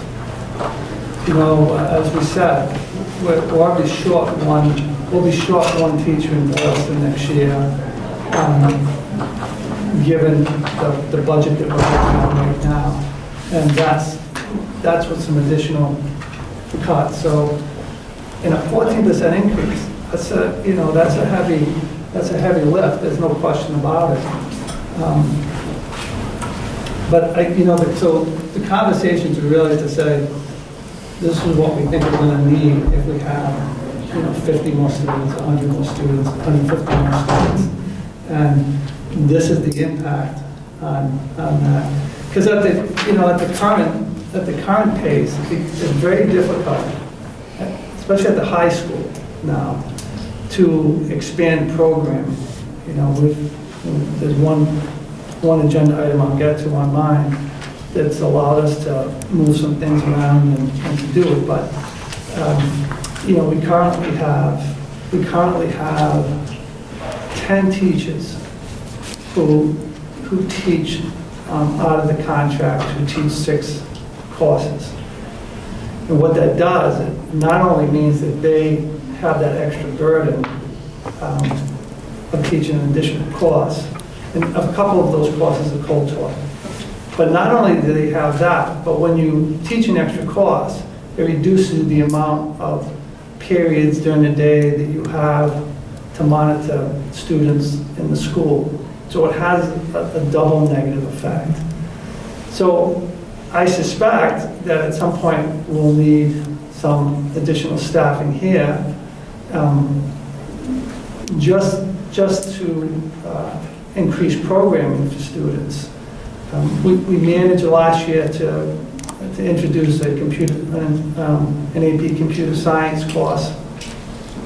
But again, it always requires this kind of shuffling around, you know, which is okay, but at some point, especially as you start, so you want to increase programming, and then you've got more students coming into the school. So you have, you know, so now you bring a teacher in just to absorb those students, then the expansion of the programming, you know, that gets put on the back burner. Not in the fact that I think, you know, one of the things, I had the question here with the superintendent, the focus group for the superintendent when I was hired. You know, question number 2, and really question number 1, because question number 1 asked what town you were from, was, you know, what do you want to see, and what do you want to see in the future, and what do you want to see in the next superintendent? And 3 things came up, but the biggest one was keep class sizes small. You know, that becomes more and more difficult when you start increasing students. I don't want to paint doom and gloom here. I think, you know, I think that the positive is we'll start doing some planning around it. But. Yeah, I see that there's no downsides to doing this work because you're going to be communicating with important people in town government, planning board, finance committee, starting to make the case and understanding that our schools are not status quo in terms of enrollment. They are growing, and that, you know, and they need to understand that, and what the challenges of that are will sort of unfold slowly, but at least everyone will be on notice that this is a problem, and we need to start talking about it, and we need to figure out how to deal with it. Because without the support of, you know, the finance committee and other groups in the town, you know, it's a tough uphill battle. So there's no downsides to you doing this. You'll start that conversation. I suspect it's not a conversation that we've had for a long time. I mean, not in my 5 years anyways. And I suspect it's a conversation that they're continuing to have with other areas within the infrastructure of community. Police, fire, yeah. We're not the only area that, with expected growth, brings challenges around that. So, you know, and at the same time, we appreciate that they have to work through those challenges as well too, right? But those conversations are happening, so I think it's good. And what I'd like to, you know, I know you mentioned it quickly, but it sounds like you and Bob are in a tight alignment as it relates to that process with this data and the budget stuff that Bob's working on. So I think it is important to demonstrate that, and I think it's great that you guys are in alignment and at least on the proactive side of it. So, anything to show something? She's thinking. I'm thinking. Well, I'm thinking about housing. Something's going on. I'm thinking about housing. You can read it. I just happen to be. I'm curious if in your investigation, if you reach out to other area towns. I'm just thinking of Hudson on Central Street. They have 2 relatively newish, big buildings. I just happened to be there at school bus drop-off time, and it's not. It's surprisingly not large. There's a handful of high school kids, a handful of elementary schools. So there's definitely kids there, and they're huge, two big, huge buildings, rentals. So, you know, where the NASDAQ number completely shocks me, it's like, you can't tell me there won't be 0 kids, but I can kind of see how they're coming up with that, because there does seem to be some validity, though I don't know how much you trust it, that rentals don't generate the huge, huge number of kids that I'm scared about. But I Well, don't there know. are factors that affect that. Right. The cost of the rentals Yeah, and those River Bridge properties tend to be, I mean, when I go on their website and look, because I'm in real estate, that's what I do. yeah. You know, they're pretty pricey. They're gonna be pretty pricey. As a matter of fact, for the 2 bedrooms with the den, they don't give the price. You have to call. But there will be a certain amount of Chapter 40B though, right? Yes, 10% of it? 10%, I think. And we also can't ignore the overlying or underlying idea that high-performing school districts draw in Kids. families. So though we might look at it as it's a high cost as it relates to what's being provided, we may have to consider that, you know, in a high-performing district, it still may draw in. Maybe worth it. Right. Got it. Yeah. You know, I think that's the balance. I question if that's where some math works out to 0. Yeah, I don't think so. 0 is realistic. So, they should have just said 1, and we wouldn't be talking about it. Well, this is certainly one where, you know, I wouldn't mind doing the work and be completely wrong. You know, but we'll see. But to your point. Well, we're already seeing it in Boylston, so, you know, I think you've already seen those kind of increases there as because that construction's starting to be occupied. So we're seeing those. We just look at the kindergarten, the income in K, 51 students. That would have been considered a very large class. You know, so. And to your point, right, we're not a district that can absorb an unprepared for, right? So Right. being proactive and preparing is important. Other questions? The third thing was the updated media specialist job. So that is, it needed to be updated to reflect the new media specialist standards. The last one, I don't know if it was typed, so I don't know how long ago that was. But along with that, one of the I'm not going to do Carol's report, something she wanted to talk to you about, but she had one item in there was the curriculum alignment update. There was one of the goals we had was we wanted to, in a 5-year district improvement plan, if you remember, we wanted to have students in touch with computer science from elementary school all the way to high school. And so we had an elementary program, and then last year we had 2 computer science courses at the high school that we put in. But the missing piece was in the middle school. We didn't have anything there. And just as it turns out, we had this opportunity to join this project that was going on. It's a collaboration between the MASS, the Mass Association of School Superintendents, and UMass, and the Educational Development Center. And what it provides for is it provides all the training and things for 2 computer science courses at the middle school. So next year it would be, we'd introduce the 7th grade component, and then in the 8th grade would be the follow-up component course. So, and the media specialist is the person who's going to teach that, because those standards fall under that position. So.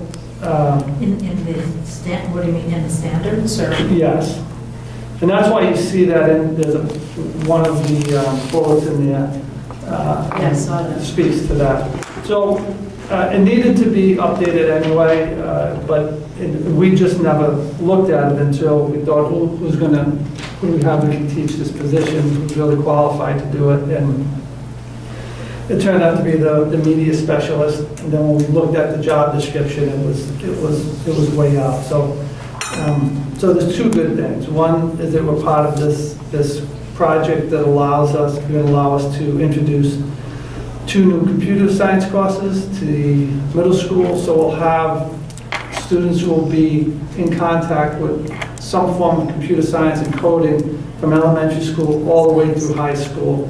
And those 2 7th and 8th grade courses would be required. So we wanted to have at least 2 courses that every student had exposure to before they left the district.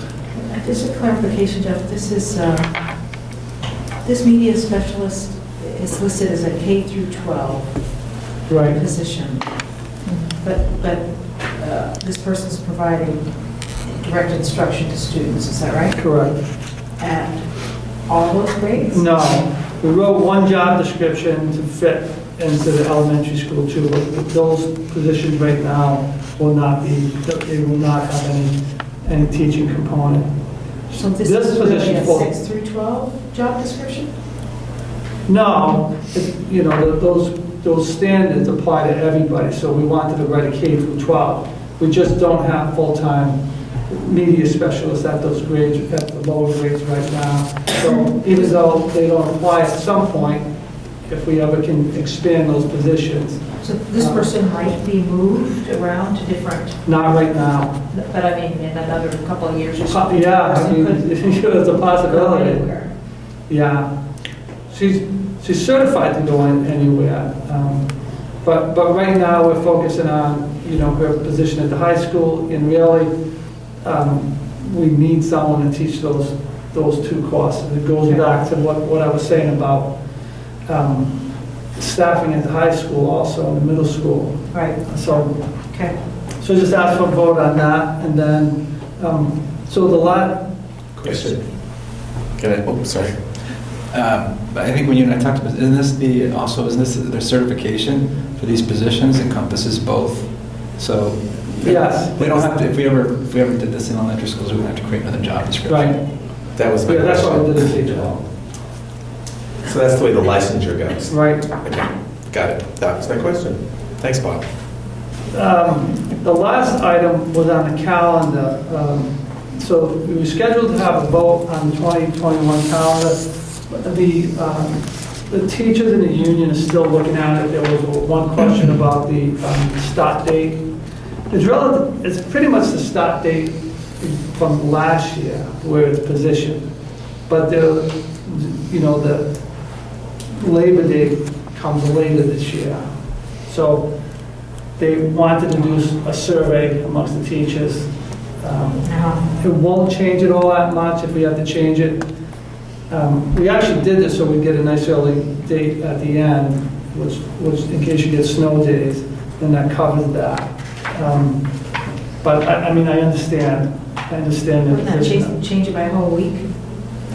Well, the most that could change it really is most likely the 28th. If they go past the 28th, it changes the pay period also. It goes into and they would have to actually skip a pay period, which, as Bob and I were talking about, it happens anyway, every few years, but it would just force it to happen this year. Because their last pay date is on August 14th, so it would be on the 28th. They go after that, they won't be there on the pay date, so they skip it. So my guess is that they will probably like 27, 28, something like that. But it won't be a big change. It won't be the stuff in the middle, most likely. Start date and end date. So I think one of the things that is allowed under Robert's rules is to accept on first read in March. If that would be something you'd be okay with doing, and table it until then. We'll have the copy soon, so it's not like you'll get it the day before. Well, I think under the circumstances and discussion today, and with the anticipation we'll have the calendar with adequate time to review. I don't think it'll be an issue unless anybody has any issues with voting on it on first read in March. Okay, great. Thank you. I have a procedural Christy, question. can you make sure you take all that, please? I have a procedural question. Sure. So Jeff just talked about updating the media specialist job description. Do we have to vote on that at some point? All right, because it doesn't say first read anywhere, and that's why I was confused. No, it's a first read tonight. Okay. Got it. Also, another question, do we need to vote on this goal for? It's a first read tonight. It's a first read? It's his first presentation. Okay. Yeah, that's because you and I looked Oh, at it. maybe. Yeah. We changed it. 3 or 4 times, I think this is the 5th read. Yeah, we're agree. Any other questions from Jeff? Thank you. Bob? Okay, so I'm going to start with the budget status update. Tonight is just a brief update. The public, most of it's gone, but I just want to remind the public that the open hearing is on February 25th here at 6:30. I believe it's the same time, when we'll be going through the budget in more detail. What I wanted to do is to provide some context for where we are, give a couple quick updates, and then move forward. So just as a reminder, our first pass budget for Boylston Elementary, we had a 14.5% increase. Tohoto, 1.9% increase. Berlin Memorial, 7.3% increase. As we move towards the open hearing, we're thinking that we're likely going to need to make some reductions, but we wanted to wait to find out the status of the bus bid and our healthcare rates before we kind of started to hone in. I can report that our bus bid came about at about what I expected it to do and what I budgeted. We were paying $299 per route per day, which is below most communities around us. There might be 1 or 2 less, but most communities in this area are significantly more, some up to $400 per route per day. So our bid of $310 I thought was a good price, a little bit more than a 3% increase, and that's essentially reflected in our preliminary budget already, so it's not going to be an increase, might be a minor decrease. Healthcare rates, we've had... Quick question. How many bids do we get? We got 1. I got contacted by like 10 companies. 2 showed up for a pre-bid conference, and only 1 submitted a bid. I was a little bit surprised that one of the companies that went through the effort didn't submit a bid.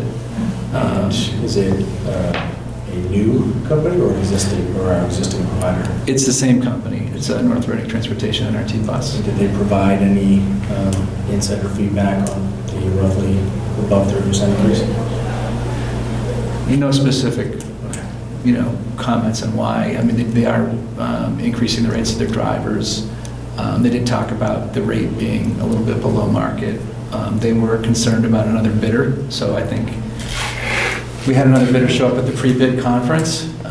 If we didn't have a pre-bid conference or we didn't have that company show up, I think we would have been paying $10 to $15 per day per bus more.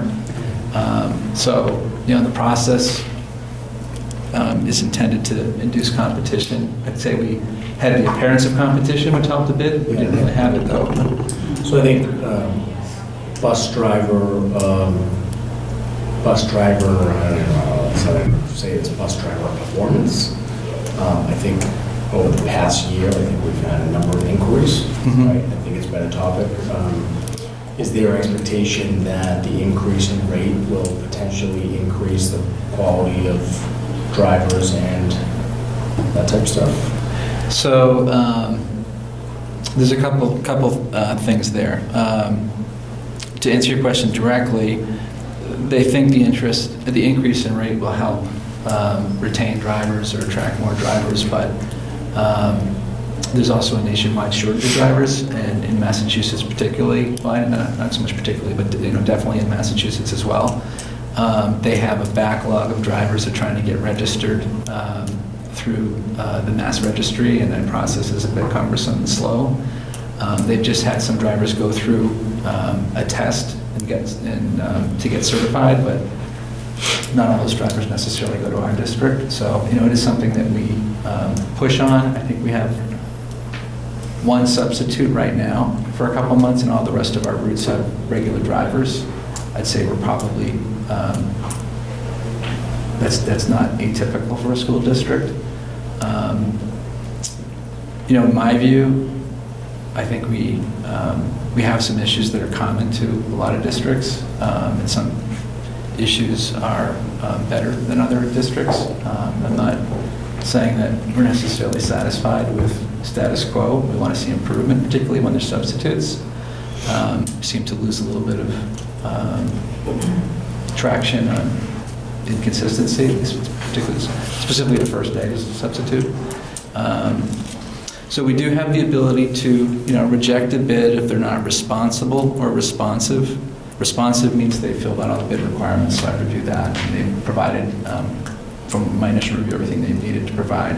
I have references I can check with other districts. I can use my own experience as a reference. In my view, I don't think I would view them as not responsible. I think I'd view them as a responsible bidder that we want to do a little bit better.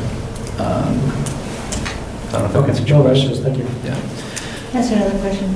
So we don't have to go for bid again for another 5 years? Is that right? Yeah, so school committee has to approve this because of our policy. I don't know that it's the law, but our policy says the school committee has to approve the bid. And for something over 3 years, the school committee has to approve any contract over 3 years. We get better pricing by doing it for 5 years. We did it 3 years. They invest in buses, and they amortize that over 3 years, and their prices are going to be significantly higher. So I did a little bit of research on that, and so it is 5 years. Does the daily rate hold steady over the 5 years, or does it go up? There's an escalator. It's based on consumer price index, and it's capped at a minimum of 1%, a maximum of 2.75%, because I do want stability and predictability. We have some budget challenges, so we don't need to be worrying too much about a lot of variability year to year, so we do have some stability there. And there's also a fuel index adjustment potentially, although we have it in our current contract and we haven't had any payment. We actually receive money back because it goes in our favor if it goes below a certain amount, and then we pay if it goes above a certain amount. So that's in there as well, but that's also capped. It can only be a certain amount per year. So that is something that's common, and I think you'll see companies bid more if they feel like they're taking on risk that isn't factored into the rates.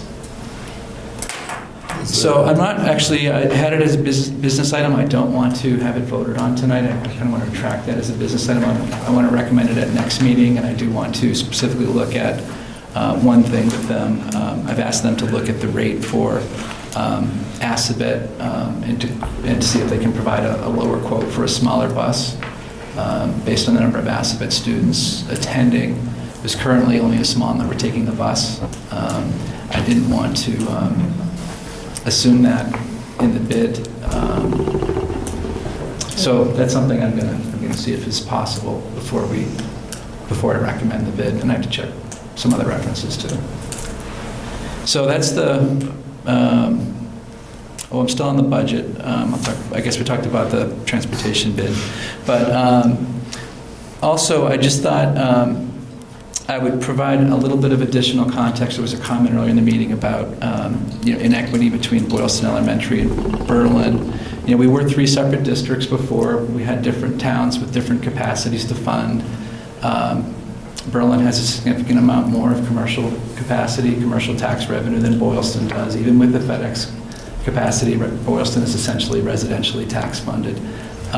So there are 2 towns that aren't in the same place in terms of the tax base. They might be similar demographically otherwise, but and so Jeff referenced we looked at the per pupil spending. In fact, I think like his first week here, I showed him a chart of what the per pupil spending was, and he had his own observations about it.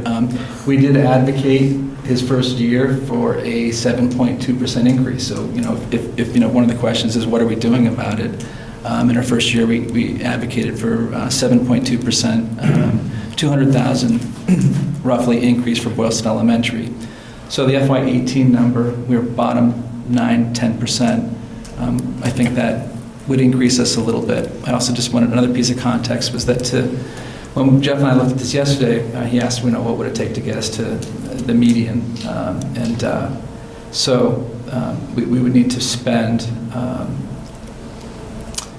to get to the 40th percentile statewide spending, we need to add $517,000 to our budget.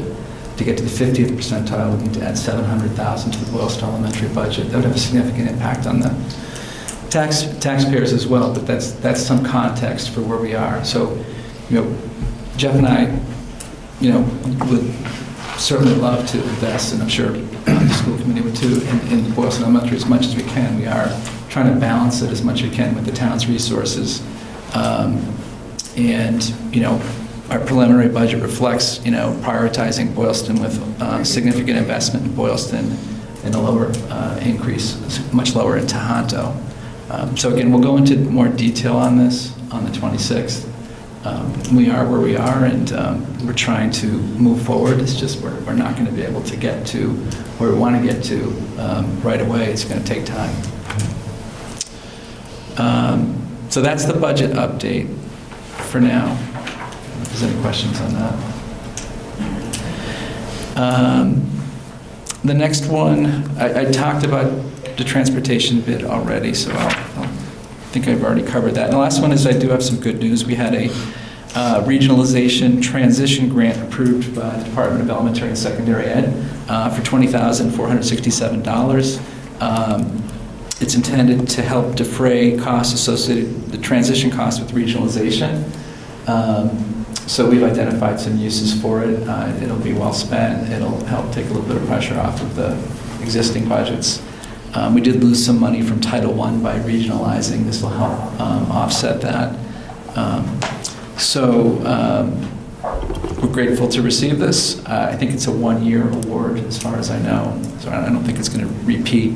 And I think in the business item section, I've asked the school committee to vote to accept it. For policy, the school committee will accept all grants. And that's my report. Is that the work of an individual to go after that grant? Is that you? Well, I was notified about it by DESI. They knew we went through regionalization, and we qualified.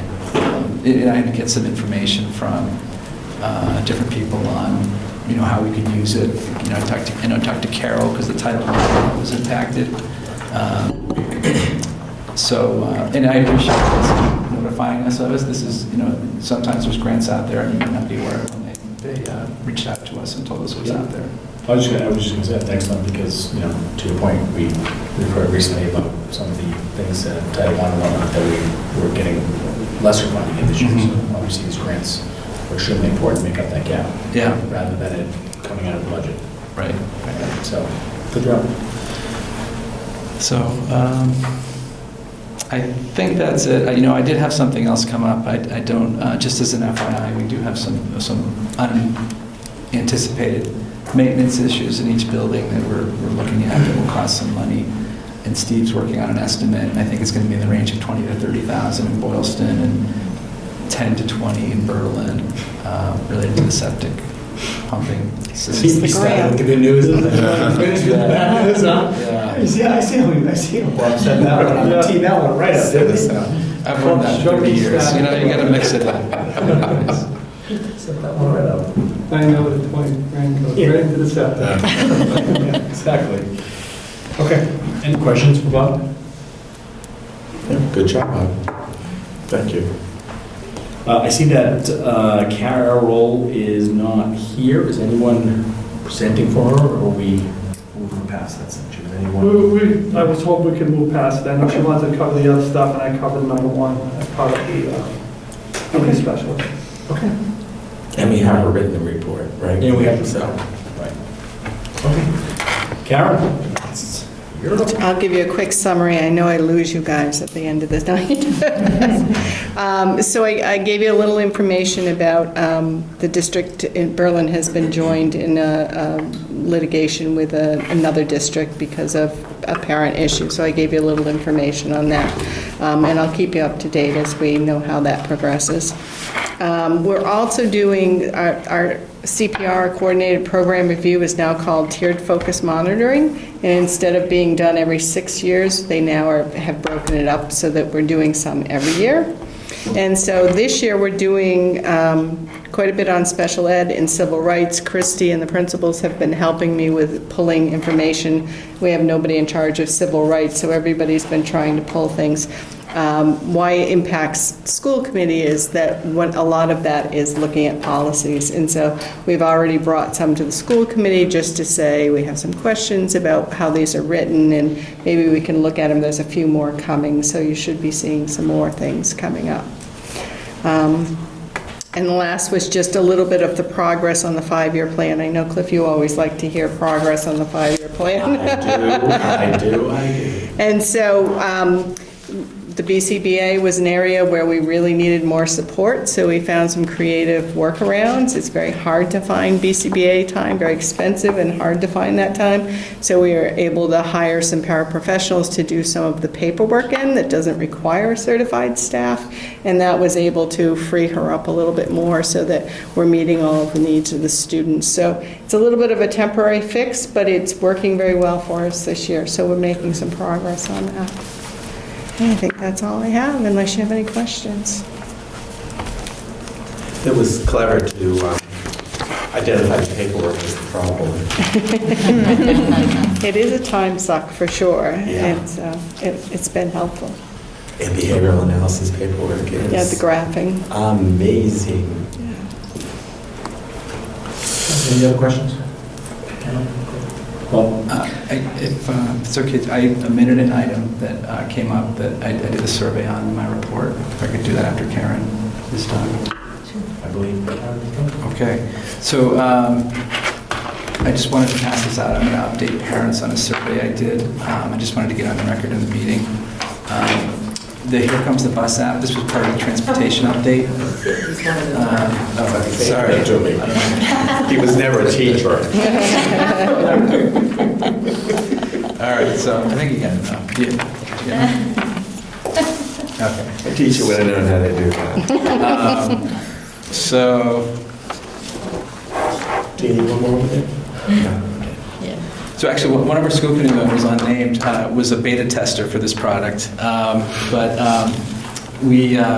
Here Comes the Bus app is used currently in my NRT, and I wanted to get feedback. This is an optional part of the bid, and we paid an extra amount for this. So this is the survey. You can review it, but I did just want to, it shows that a fair number of respondents do use the app. This is about a 15% response rate to the group that it went out to for this kind of survey. It went out to a little bit over 1,000 parents. And a fair number do use the app, at least of the respondents.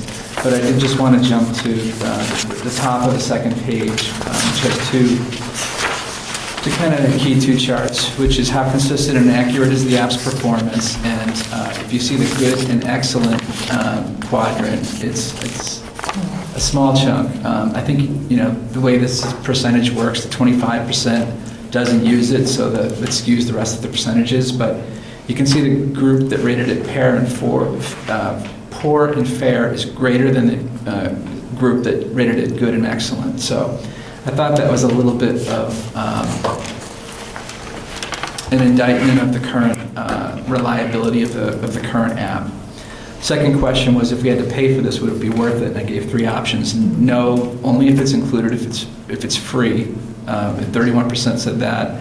Yes was, it came out to roughly a third for each. Yes was a third, a little bit more than a third, and maybe only if the app performs better than it currently does. So based on this response, and then if you wanted to read through it, I got like 90 comments, and I pasted those to this. So my conclusion is that our current app, if we move forward with an app, we shouldn't use the current app. We should, there are alternative apps.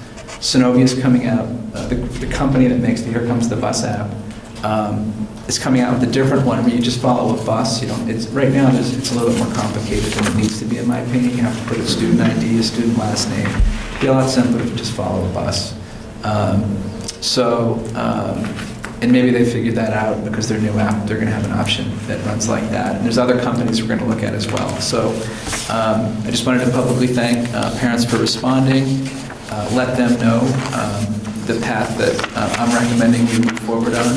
And people can email me with any questions or concerns. And I plan to ask the school committee to accept the date on February 25th. And I'll have more information on the app piece of that then, but I'm likely going to ask to accept the bid without the app, and with the understanding that I can work with NRT to get it added back when they've identified a suitable alternative. So that's the other piece of the transportation update.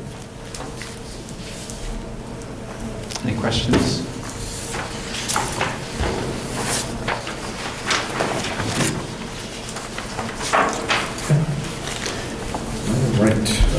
Now, Paul, you're up. So I'll just make a brief mention of you have my report. The second part of that was also in line with what Jeff was speaking to and Carol was speaking to in her report about alignment of the tech standards and the digital literacy standards. We were able to go spend 2 days up in Devon's, Bob, myself, Carol, and the technology specialist from the elementary school to do some additional planning around how we're going to work those standards in. Again, I think as a positive compared to some of the other groups, I think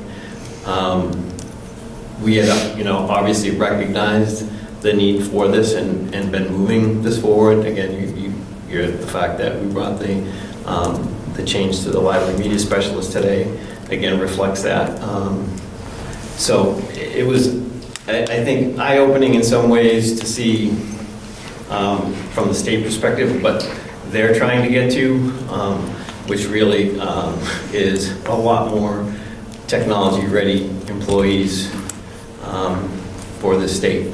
I think the state recognizes that we have a technology economy, and if technology companies are going to stay, they need viable employees, and that starts with our K-12 education process. So, and again, I want to also point out the other good news was by going to that and taking part in that 2-day seminar, we did get a small grant through Dell to allow us to buy some equipment for that program. So it'll probably be in the middle school program that we invest that. But details on that are still to be determined because Dell hadn't completed what they were going to offer for that $2,000. And they're trying to work with their sales to kind of lower the prices on things so that we get a little more equipment than we would if we were just coming in off the street and getting something. But either Carol or I will have an update for you as to what that was when we finally get it.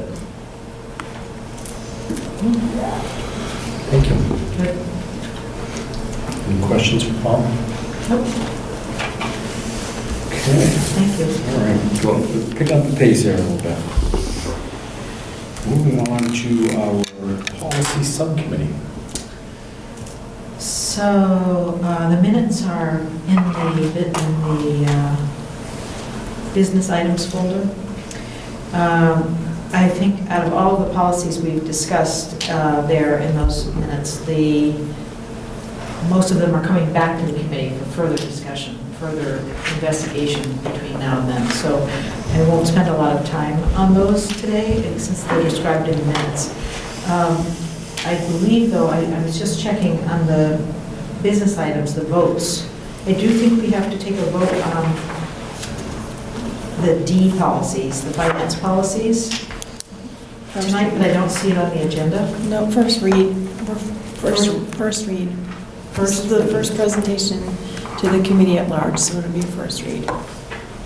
I'm sorry, say it again, Christie. I couldn't hear you. It's your first presentation to the committee at large, so it'll be a first read. Next meeting would be a vote. Okay. Okay, it's not on here, though. You've got the first reads listed No, here? the first read will be your report to the committee at large to tell them what the policy subcommittee recommends. Right, okay. Right. seems like the first reads are listed on the business items, so I don't see it listed there. To go briefly through, the IHBE, the bilingual instruction, was brought to us by Karen as part of, I think it was the coordinated program review.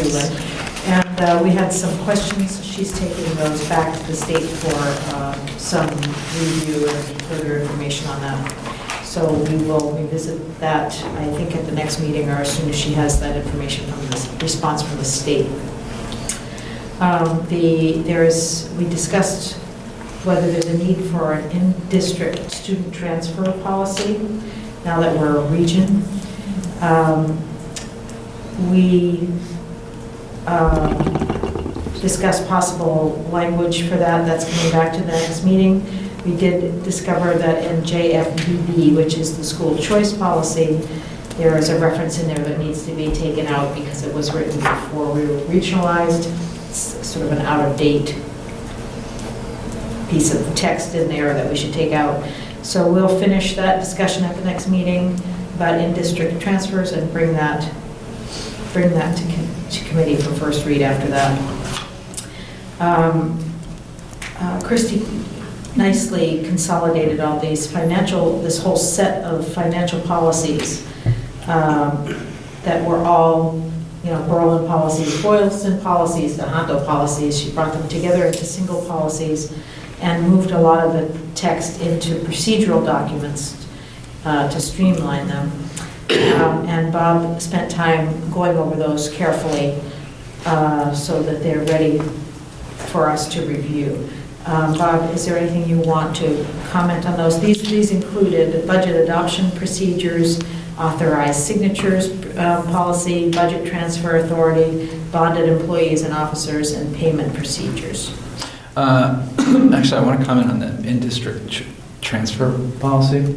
Okay. That was one you asked me about. But just as an FYI, I think it's important that we have it, and I think I don't know if I have it in front of me. I think we advocated for the 5,000, consistent with school choice. Right now, we have one Boylston resident attending BMS, and we have one Berlin resident attending BES. So it nets to zero this year, and so if you didn't adopt it until next year, if you didn't adopt it this year, you didn't, it wouldn't make a difference, but it's really more about equity going forward. If it was 5 from one town and the other town's elementary school, it feels like there should be a mechanism to charge. So. Did we say anything about that in the regional agreement? I think the regional agreement? My recollection is we did, but we said that we would be allowed to set up a mechanism to charge. We didn't specify it, which is probably better that it was written that way, so the school committee can adopt a policy to allow an in-district charge. I can look it up while we're talking. Yeah, so that's my how memory. it was worded or what it said. Correct that if it's wrong. Okay, that's helpful, Bob, thank you. Anything you want to say about these D policies? I would say one thing about the budget transfer policy, so I do ask you to officially approve those at the end of the year. I guess there are some districts that have school committee meetings that go till 1 in the morning and go through it by line item, and the way we typically vote on our budget is by those DESI categories, administration, instruction, and I make transfers and then I report quarterly to the meeting on what those transfers are. I think that we have a good process, and I think it's permissible. So I just wanted to kind of point that out, that what our approach is. I don't know exactly how it's worded, but the official approval we do have to get a school committee approval of budget transfers, and auditors look for an official approval in the minutes at the end of the school year. So it is a requirement. So I think our policy is consistent with that. And the way we manage it, I think, is administratively manageable compared to some districts that go into, I think, way too much detail. Yeah. Good. Any questions on that so far? Okay. Christy considered consolidating the KF policy, which is, I'm sorry, I'm skipping ahead for a second. The KLG policy, which is about the law enforcement agencies coming into schools. And we decided not to touch that until the day when the SRO policy is revised, and we'll do that hand in hand at that time, whenever that is. The community use of school facilities policy, KF, has been consolidated, but we still had some questions about the fee schedule, particularly the nonprofit rates there. So that is going out to the principals, I think, or the athletic director. We're getting some more input onto what those fees should be, and we'll review that at the next policy meeting, and then it should come to you after that. And then finally, we had further discussion on a possible policy on legacy field trips. And that also is in process. We're just still early in those conversations. We're talking off of a draft policy, but it's all text to anchor our conversations, basically, at this point. So we're exploring ideas, but again, not ready to come back to the committee yet. Anything else? No, I would like to make a comment. Okay. This is one of my second policy subcommittee meetings. And I have to say, it is a rich conversation, a long conversation. I thought I could do the policy subcommittee, now that I'm not chair. 2 hours. I'm like, good grief, this is supposed to be a subcommittee. But it was a very rich conversation because these issues are very complex. I mean, we see a one-sheet policy statement, which, but then there's all of this other information that has to be considered. So it makes me appreciate the work that you and Laurie did even more than I did. And I think Susan's doing a great job. So. I appreciate you mentioning that, and we can talk about it a little bit. It sort of relates to what our next agenda item will be, which is school committee goals. And the overall, one of the things since being nominated chair is a great appreciation now of the particular items that take time and resources. And I think, one of the areas that I think I want to, from a chair perspective, start to look at and understand and kind of work through a group. And I'm still thinking about this because a number of things popped up this month is subcommittees and how it relates to investment of time and that type of stuff in alignment with school committee goals and what school committee goals mean. School committee goals are the ideas and the work being done there is extremely important, but we need to, I want to better understand and start to think about making sure everybody is not being stretched thin, because it is, everybody does have careers, lives outside of this, and so it's just a topic that I've been starting to think about, and maybe not starting to think about how we sort of align ourselves to be more equitable and more aligned from the perspective of where we spend our time and what the more important pieces are in our routines. To Cliff's point, it's an extremely important thing, and you want the attention to be spent in those areas. So it's just something I've been thinking about, which when you brought that up, and what I'm just gonna. Did anybody have any questions for Susan and Cliff on that last one? Everybody's good. So I just want to, I'm just going to transition real quick to, and seeing that I already brought up the conversations related to the school committee goals, right? And if I look at, the reason I'm thinking about this from like a goal 3 perspective, right? I'll provide the update from the goal 3 perspective. I can say that being moved to the chair position immediately impacted my ability to focus and apply not just time, but valuable time to it. And it's one of the things I want to talk about when Dorothy comes in. We'll talk about this in a couple minutes when Dorothy comes in on the 24th. School committee goals and what that means to us and how we focus and how we put and how we work on that. So again, it'll be a topic for another discussion, but it's something that I've been thinking about now that I'm sort of doing this. I want to make sure that we're doing all the right things and that stuff, so I'll end it there, but, Yeah, we had some of that conversation when we were setting the goals, because we knew that, for instance, this year was heavy for the goals. And I think normally we would say not to do that every year. Yeah. I think we were trying to get some things in place, but I don't think we want to do that much. and I think it goes back to, for lack of better terms, forecasting what our calendar year or what topics, and Cliff and I have talked about this before, forecasting what potential topics and things we'll be working on through the year, talking about, this year we had contract negotiations and that type of stuff. And I think we just need to be cognizant and working on that. Not to say that I think school committee goals are a bad idea, because I think with the work that's being done, with the work that Susan's doing as it relates to superintendent evaluation needs to be done. But how do we better assist her in that? Are we better off having more individuals, to your request last month, more individuals working on one goal that's very important instead of stretching ourselves across 4 goals?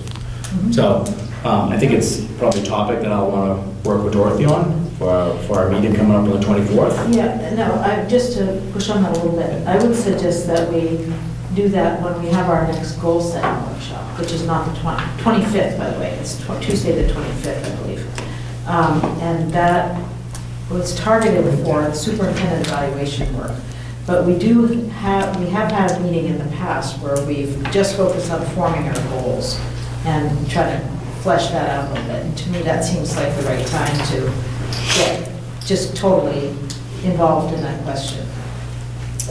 Yes, there might be a more appropriate time to completely delve into that, but I think at the same time, I want to just start the conversation. It may not make up the majority of our conversation on the 25th, and it may not make up a lot of time at all, but I plan on sharing the feedback with Dorothy so that it's part of her context and working with us as we move forward. That's all. Okay. So, you're up again. All right, I'm up again. So Cliff and I met, and we basically, there were a series of planning topics in the superintendent evaluation guidance document that we approved earlier. And we went through those. Most of the tasks that related to the earlier part of the superintendent evaluation process we've addressed and are spelled out in the guidance document. But some of the things that were coming up later in the process were not yet developed. And so we talked those through, and the document in the drive, which was there earlier, was not there just before the meeting, and is it back in there? Yeah, it should be, it's not labeled. It should be in but- here now. I made copies, so you could look at a copy if you want. Let me just check here. Somehow it disappeared when. Let's see. Technology. Is it here? What's that? She said it's not named. That first one, yeah. It's on business items. Business items, Susan, the very first one with a lot of numbers. 666. Yeah, I couldn't, Is that it? I couldn't rename it from my phone, but. Yeah, I'll pass out I don't know if I'll it's pass out these. I don't know if just it's so you can- an iOS issue, but it looks like there's a file format that might look. Yeah. It's a file format issue, at least with iOS devices, because I'm having the same challenge. Let's send those around. This is the printed version. What we ended up doing was making a series of recommendations, which we would like a vote on tonight. So I want to just walk you through. The first issue was how we were going to deal with changes on the committee. We knew that there might be openings as we were filling tonight, or changes when elections come. And so the question was, since they'd be coming potentially in the middle of the evaluation cycle, should they participate in the evaluation? So what we're proposing here is that school committee members who have served for 5 or more months should participate fully in the evaluation process. The evaluation proper lasts for, what is it, 7 or 8 months? Right? 8 months. So we could, basically starting off in October, going through May. This is the solid time. So we figured if someone's around for 5 months of that work, at a minimum, that they would be qualified to have seen enough evidence of the superintendent's progress to participate fully in that process. If they had less than 5 months experience, let's say Laurie, who left with less than that experience this year, anyone with, or if somebody came on in March, let's say, that they could be invited to provide evidence-based feedback to the superintendent that would not be counted into compiling the final rating for the superintendent, but would provide information to the superintendent to consider as he reflects on his performance. So we're recommending that we go with 5 or more months to fully participate in the evaluation cycle. So let me just stop there for a second, see if there are any questions about that. I actually do have a question. I have some concerns about that. And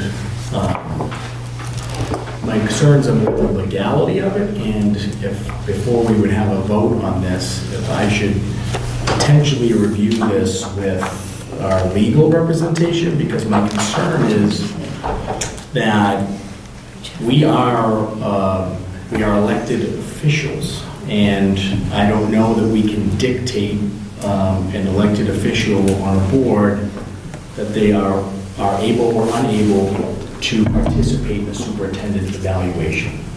I'm not saying I don't agree with this. I understand the fundamentals behind it.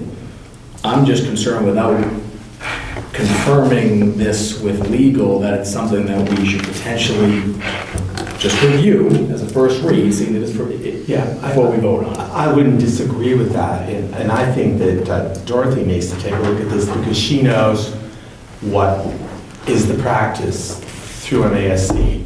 And I do know that in conferences I've gone to, that it is common that they have a plan for what to do about members that have only been members for 2 or 3 months, and what their level of participation can be or should be. I think she's the one who said we need to decide that, and it's in the DESI materials. She may have been the one, yeah, she may have been the one. In the DESI materials saying that that's one of the local decisions that needs to be made. So, I think Dorothy needs to review what we're recommending, and you need to check on. And also... And I understand why, from a superintendent perspective and all that stuff, from an evaluation perspective, you'd want... I get it, it totally makes sense. That makes sense. I also think that if the committee thinks this is what we should do, we probably need a contract amendment because there's a change to practice. That would be legal to tell us that. So we need to... I'm sure MASX has a position, Jeff, on this. I don't know. I bet they do. Yeah. Undoubtedly they do. Although I believe it's a local decision, so... Yeah.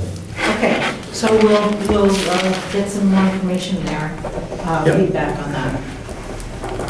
Okay, the second one,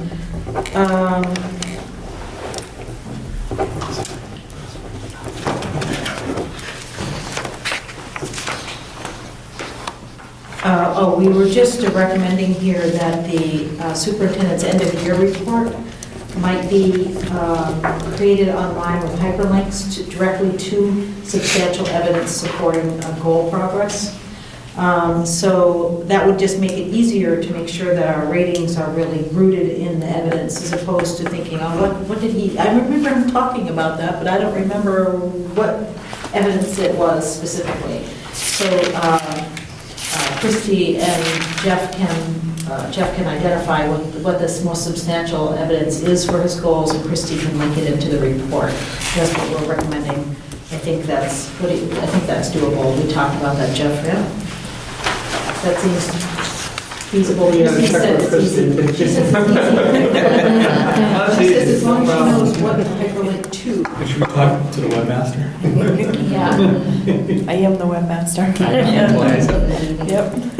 The third issue is building a shared understanding of the difference in performance levels for the different goals.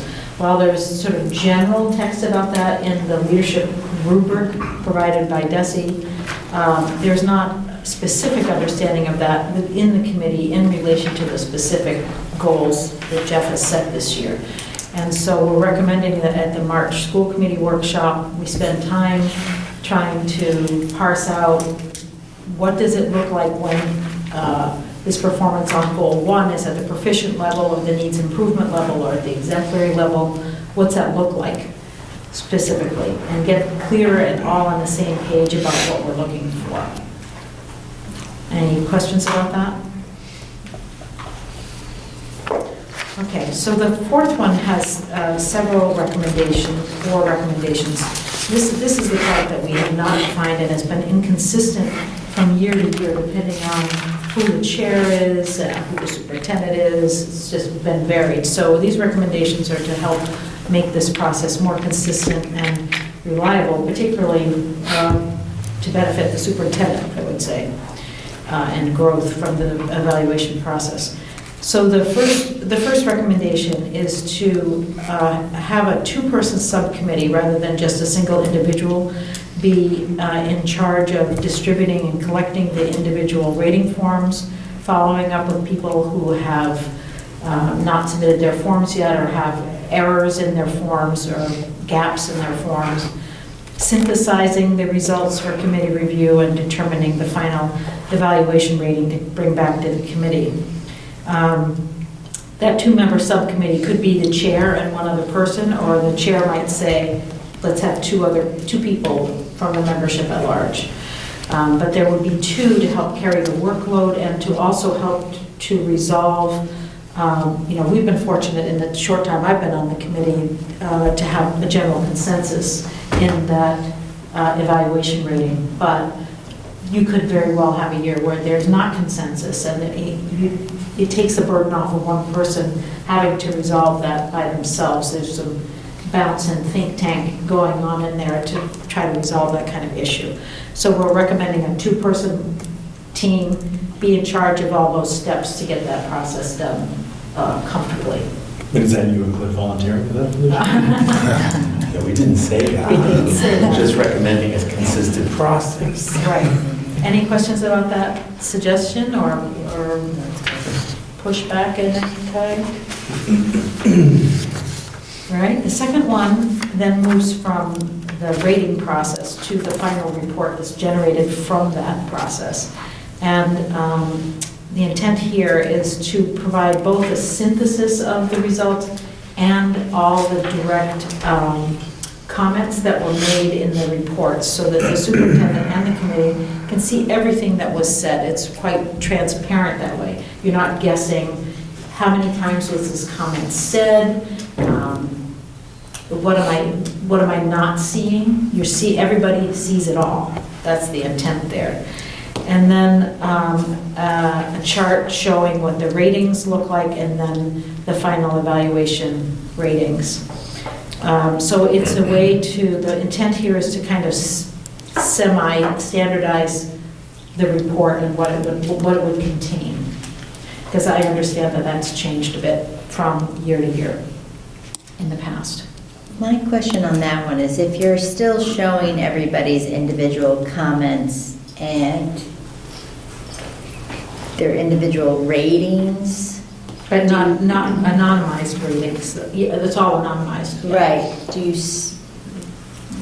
I guess there's only 6 of us, so I'm wondering why would you need kind of a synthesis sort of statement or question kind of pulling that all together? I think it's just to facilitate the process and help people toward seeing the big picture. Okay.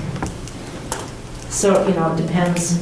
Some people are better at looking at the data and doing that. It relieves the workload on individual members if you've already done a little bit of that big picture building for each of the goal areas. Okay. it is more work for the team, the two-person subcommittee, but hopefully less work for the committee at large. Okay. Does that make sense to you? Do you think that's worthwhile or to do it that way? Can I make it like a? Maybe, oh, sorry, maybe No, because please. it's been so much consensus-wise, normally in the past, and maybe an outlier here or there. I didn't think of. Yeah, I understand what you're saying, and I think what Susan and I were, when we were having this conversation, we were saying, but we can't assume what it's going to be like in 2 years from now. And Jeff's with us for 5 years, or else I'm going to personally come after him. And, you know, and we want to have a consistent approach. Membership will change. Right. You know, and so we wanted to have a plan whereby it didn't matter who was on the school committee, Yeah, this is what you're going to do. I think that's fine. You want to say something? That was very much of the idea that I was going to share was that we have to keep in mind as we do all these things, what we put in place, we're leaving for our future school committee folks sitting here. So, you know, I'm not, I think plans and appropriate measures are in place. You know, I just think we always should keep that in our mind as it relates to process and, you know, sometimes less is more. And there can be a value in that. And it ties back to, as we continue to this committee for this and these people for this and that for that, where do we lose? You know, where do we lose what else that we can continue to work on? So I think it's a fine balance, but, you know, that's what I would just, what Cliff said, just different. What Cliff said. Okay, the next recommendation after that is really about discussion that comes out of after the report comes to the committee meeting, we have a chance to discuss things.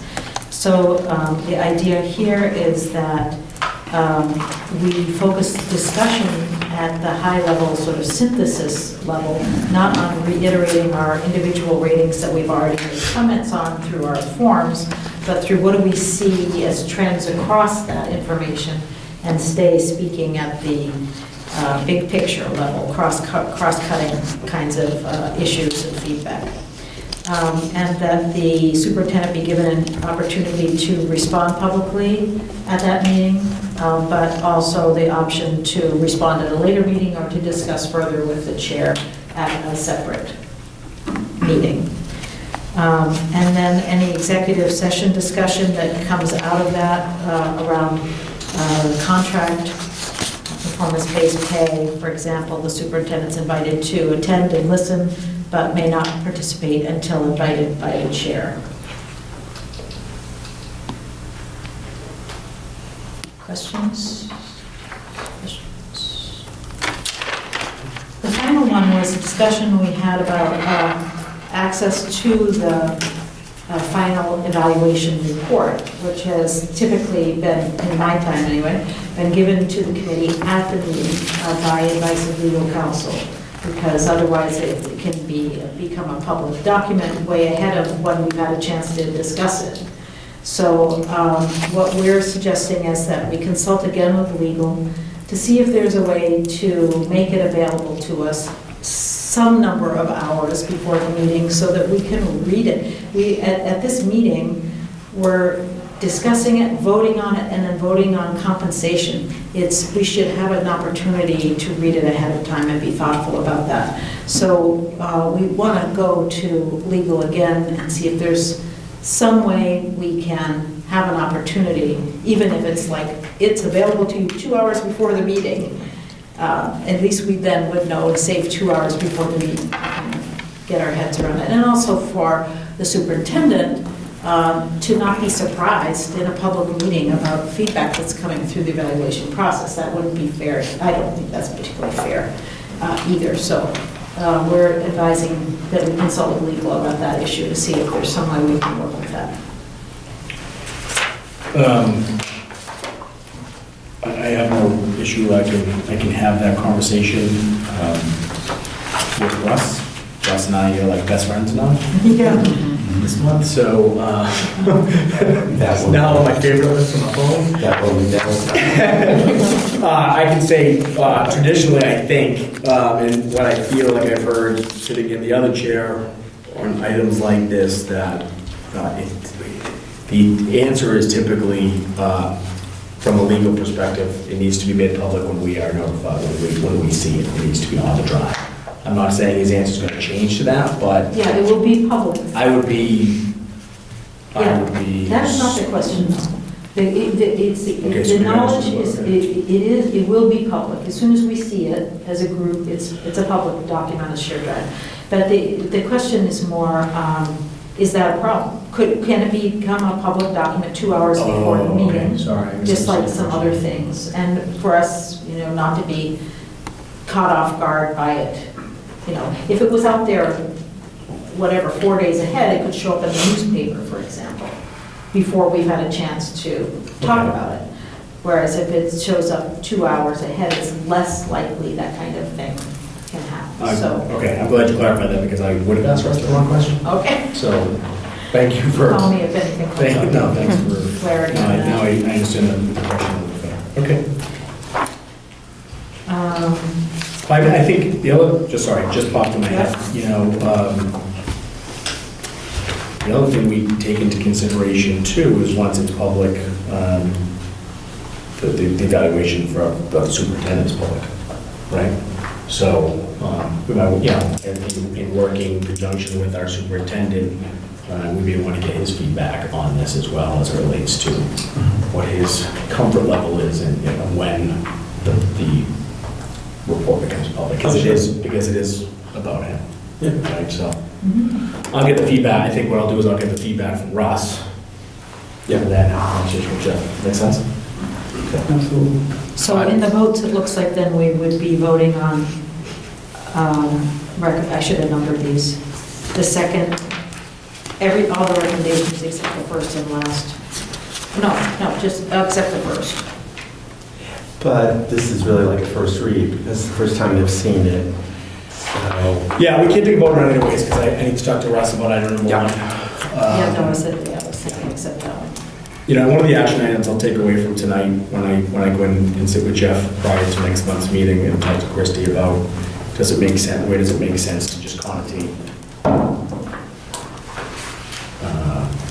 first read on the agenda, and the items that are in the, not necessarily just in business items, but in some of the, maybe we review and just pick which ones we know are going to be a vote eventually, and we just note those as first reads on the agenda. Okay, so you want to treat this as a first read to vote on in March?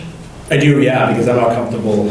Okay. I'm not comfortable putting it to vote without talking to Russ on number one anyway, so. All right, so do you want me to contact Dorothy at NASC and just run these by her and get feedback? We have a workshop with her on the 25th. Yeah.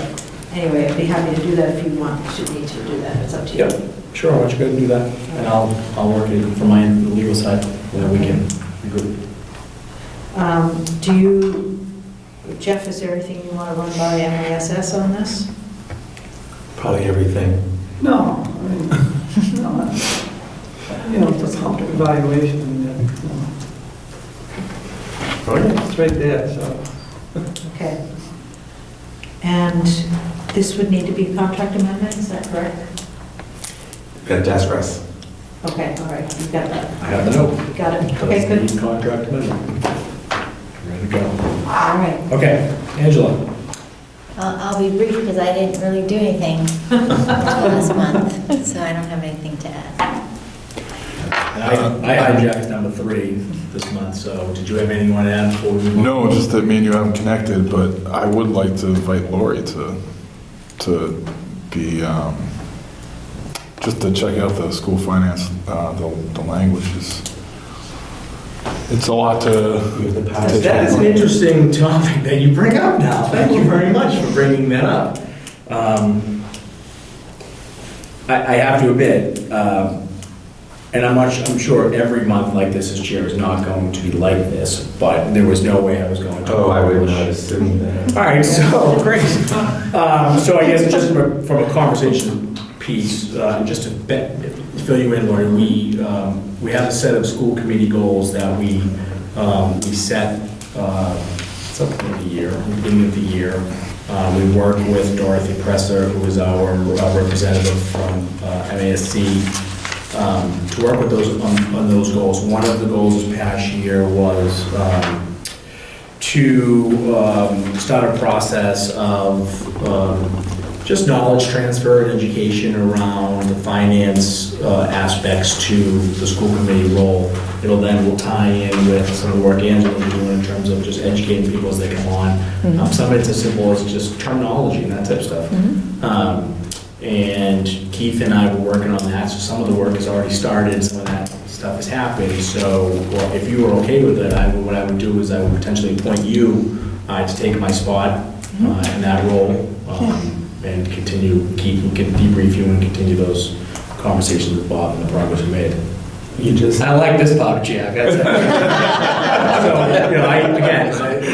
are you okay with that? Absolutely. Okay. So I don't need a motion, right? No, you have the power. Okay, does anybody have any questions or concerns about that? Anybody want to talk about that? All right, I will appoint Laurie Hart to go on with free school finance to work with Mr. Lewis. Sounds good. Cross your name. Woo!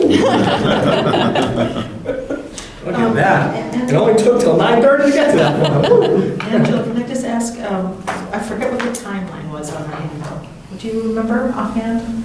When we're trying to have a draft done? I don't remember offhand, but it definitely by, I think it was April. Okay, it was through most of the year, okay. Because it might be that you want to, an opportunity would be to give any sections or, levels, drafts to Laurie so she can start to get some of that content and give you feedback on what would be most helpful to a newcomer in terms of the content. So that might be, you might just use her feedback. When you're ready. Okay. All right, we have made it to business items. Business item number 1 is appointing Moses Reed Tyler Scholarship Committee. And I just have one question on this business item. My question's for our folks in Berlin. Maybe Cliff, is that this is something that will stay Berlin committee members only? Yes. And I'm sure Berlin wants it that way, and it should be that way. I did absolutely. It'll never change. But my question is, has anybody confirmed with legal that that doesn't? Yes. Awesome. Thank you. You answered that question for me. Yeah. So I guess what I'll do then is but I'll make the appointments as chair, correct? Yes. Okay. So You have to appoint a committee. But I It guess doesn't exist. But I guess the discussion should maybe someone's already had, but the discussion should be between the Berlin committee members. It is typically a 2-person.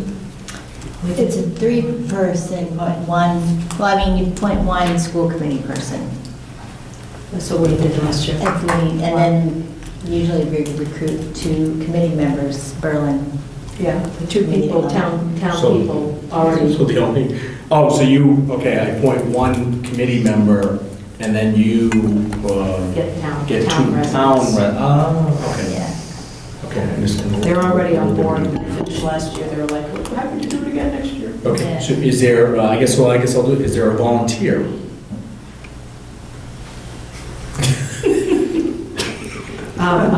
I can carry it again if you want me to, if nobody else wants to do it. I did do a document last year that basically laid out everything that needs to be done when, so hopefully that can be picked up. If it's too much of a burden, given the work you're doing, I did it for a couple of years. I was glad you did it last year. But if you need me to do it instead. Okay, I'll keep that on the back burner unless you want me to put it on the front burner. No, I'm back burner. I just don't want you to feel overwhelmed. Cliff as backup. Yeah. Okay. Okay, I appoint Susan as the lead on the Moses Reed Tyler Scholarship. Excellent. The next is a vote to approve the creation of Spanish Club at Tahana. We have first read. I make the motion to approve it. Second. All those in favor? Aye. Opposed? Discussion? Annual school committee. Chair? Yep. Can I ask a question? Sure. I don't know that we have a stipend for that. So is there a stipend amount? Just basically the stipend amount of a typical club? And the other question is, what's the effective start date? Is it starting this year, starting next year, starting effective when it's approved? So I just would want to have those things documented so I know what to pay them. So I should have seen you raise your hand before we did on. Well, it's first read anyway, right? No, we just approved it. Approved. Oh, I heard first read. No, it was the first read of the last meeting. Replacing another one. Mrs. Brzezinski Silva came in and Yeah. discussed that with the committee last month. Maybe replacing another It's just that contract. thing, and if I recall I don't recall correctly, that she it was said for there was a this year, volunteer. was it? Should see it in here. She said they had a volunteer. Oh, they had a volunteer. Okay, well, volunteer 0. Somebody had volunteered to do it, is what she said. Well, I mean, we can approve the stipend later. If it turns out if his teacher's doing it, we can bring that to the next meeting and ask the stipend get voted on. Okay. I'm not aware of, I just Good. wanted to ask the No, question. Good catch. Yeah. Yep. See what I mean, Jim?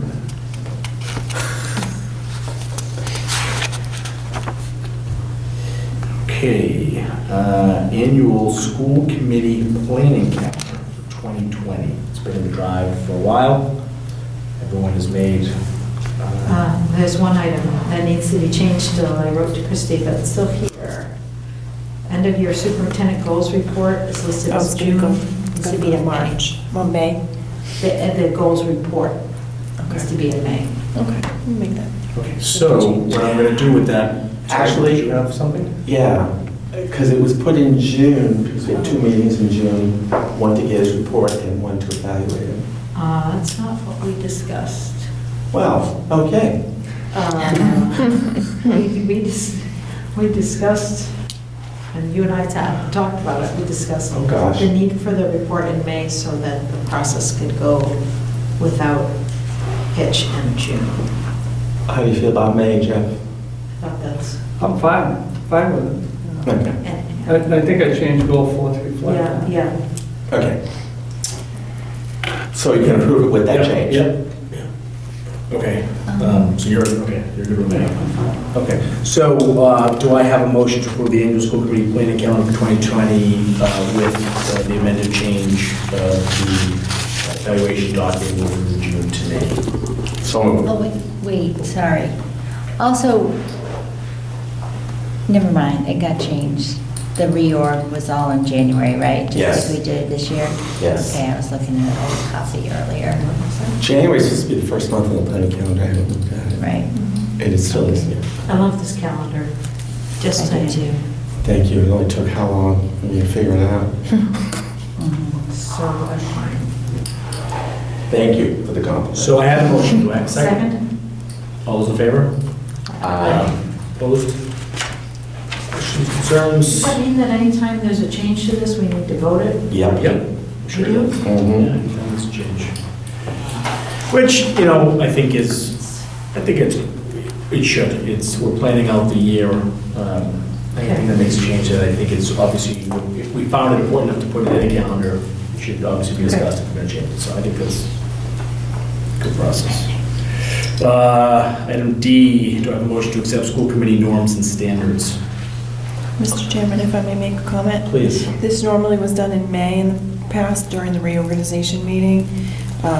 We missed it for January's reorganization meeting, so I wanted to get this done now for the year, and then it'll happen in January. January. Yes, it'll be back in January with the reorganization. Okay. Thank you for clarifying. Do I have a motion? So moved. Second? All in favor? Aye. Opposed? Discussion? Do I have a motion Is it a to? document that Laurie should have? And a newcomer? Could you say that again? This is a document that Laurie should have as a newcomer. Yes. Yep. And Laurie and I will be working with you two tomorrow to, is that how that works? Tomorrow Now that we'll she's set been up our- appointed, in terms of getting her set up on the system and access? I'll go ahead and put in a Maybe not request. 3 minutes, I'm almost there. Oh, boy. Okay. Motion to approve school committee approval for regional transition grant. That was $20,467. Do I have a motion? Motion made. Seconded. All those in favor? Aye. Opposed? Questions? Yeah. So is this That the one needs to we- be- this is what that was needs to going be changed to first right? read. First read, okay. And we already discussed that? Yeah. Okay. And G was the amendment to Superintendent Zengi's goals, first read. Any questions?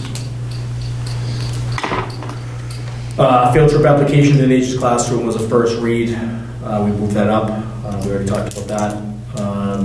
I would like to request that Jeff keep us up to date on what's happening with that before the next meeting, if anything happens before the next meeting.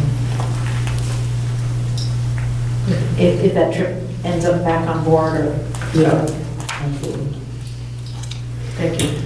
Yeah, I mean, the anticipation would be if that particular trip ends up back and forth, we'll move to a vote for next month, and we'll get made aware of that. If any changes, it'll be first read, so. But yeah. Good stuff. Ocean trip. There's that. It's getting late. She's volunteering to chaperone. Chaperone? Nature's Classroom? No, the boat trip. That would be fun. Looked expensive though, so, anyway, carry on. Jeff volunteered, I heard. He gets seasick. No, I wanted to do Nature's Classroom. The school year calendar was first read. Jeff's coming back with us to some potential changes to that. And then review inclement weather date availability for budget hearing, February 26th with committee. Bob, I know you brought that to our attention to make sure. We had a snow day sometime in the last couple of years, we had a budget hearing, and you're supposed to post, if you don't post an alternate date, you need to repost with 48 hours notice, so it left us in a No, bind. Bob, 7 days. What? That's a 7 days. 7 days for the budget hearing. So if our original notice for the budget hearing has an alternate date, that's what we wanted to find out. And I will also just throw out there, this is what I did for my bus bid. I said, the next business day that the school district is open. So then if you don't have to keep listing dates. But it also depends on your availability. That's a good idea. So I don't know, it depends on what your availability is, so. That's just items to consider. That date was just a suggestion, February 26th. It was just the next business day, but. I think Bob's suggestion about the next business day of the school, I mean, we could have a blizzard that would last multiple days. A 2-day storm isn't out of the normal possibility. I'd recommend doing that. Yeah, Are you all here on the 26th and 27th? Well, all you need is 4 of us. Yeah, that's true.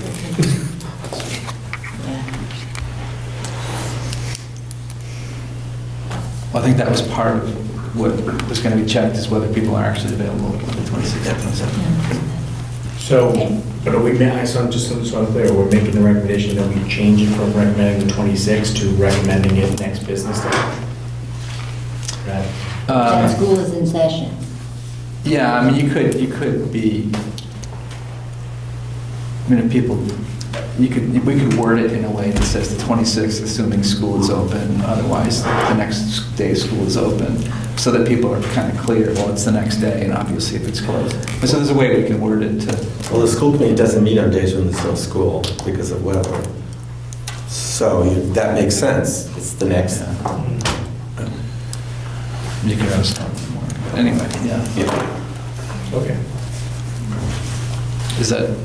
Is that good? Yep. Okay.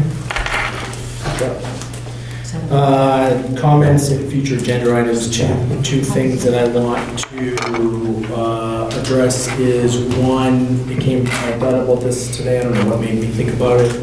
And some of our wonderful school committee members have already done this, but our profiles online, introducing ourselves. I am guilty of not having done it at this point, but we have had some change and we have a new member.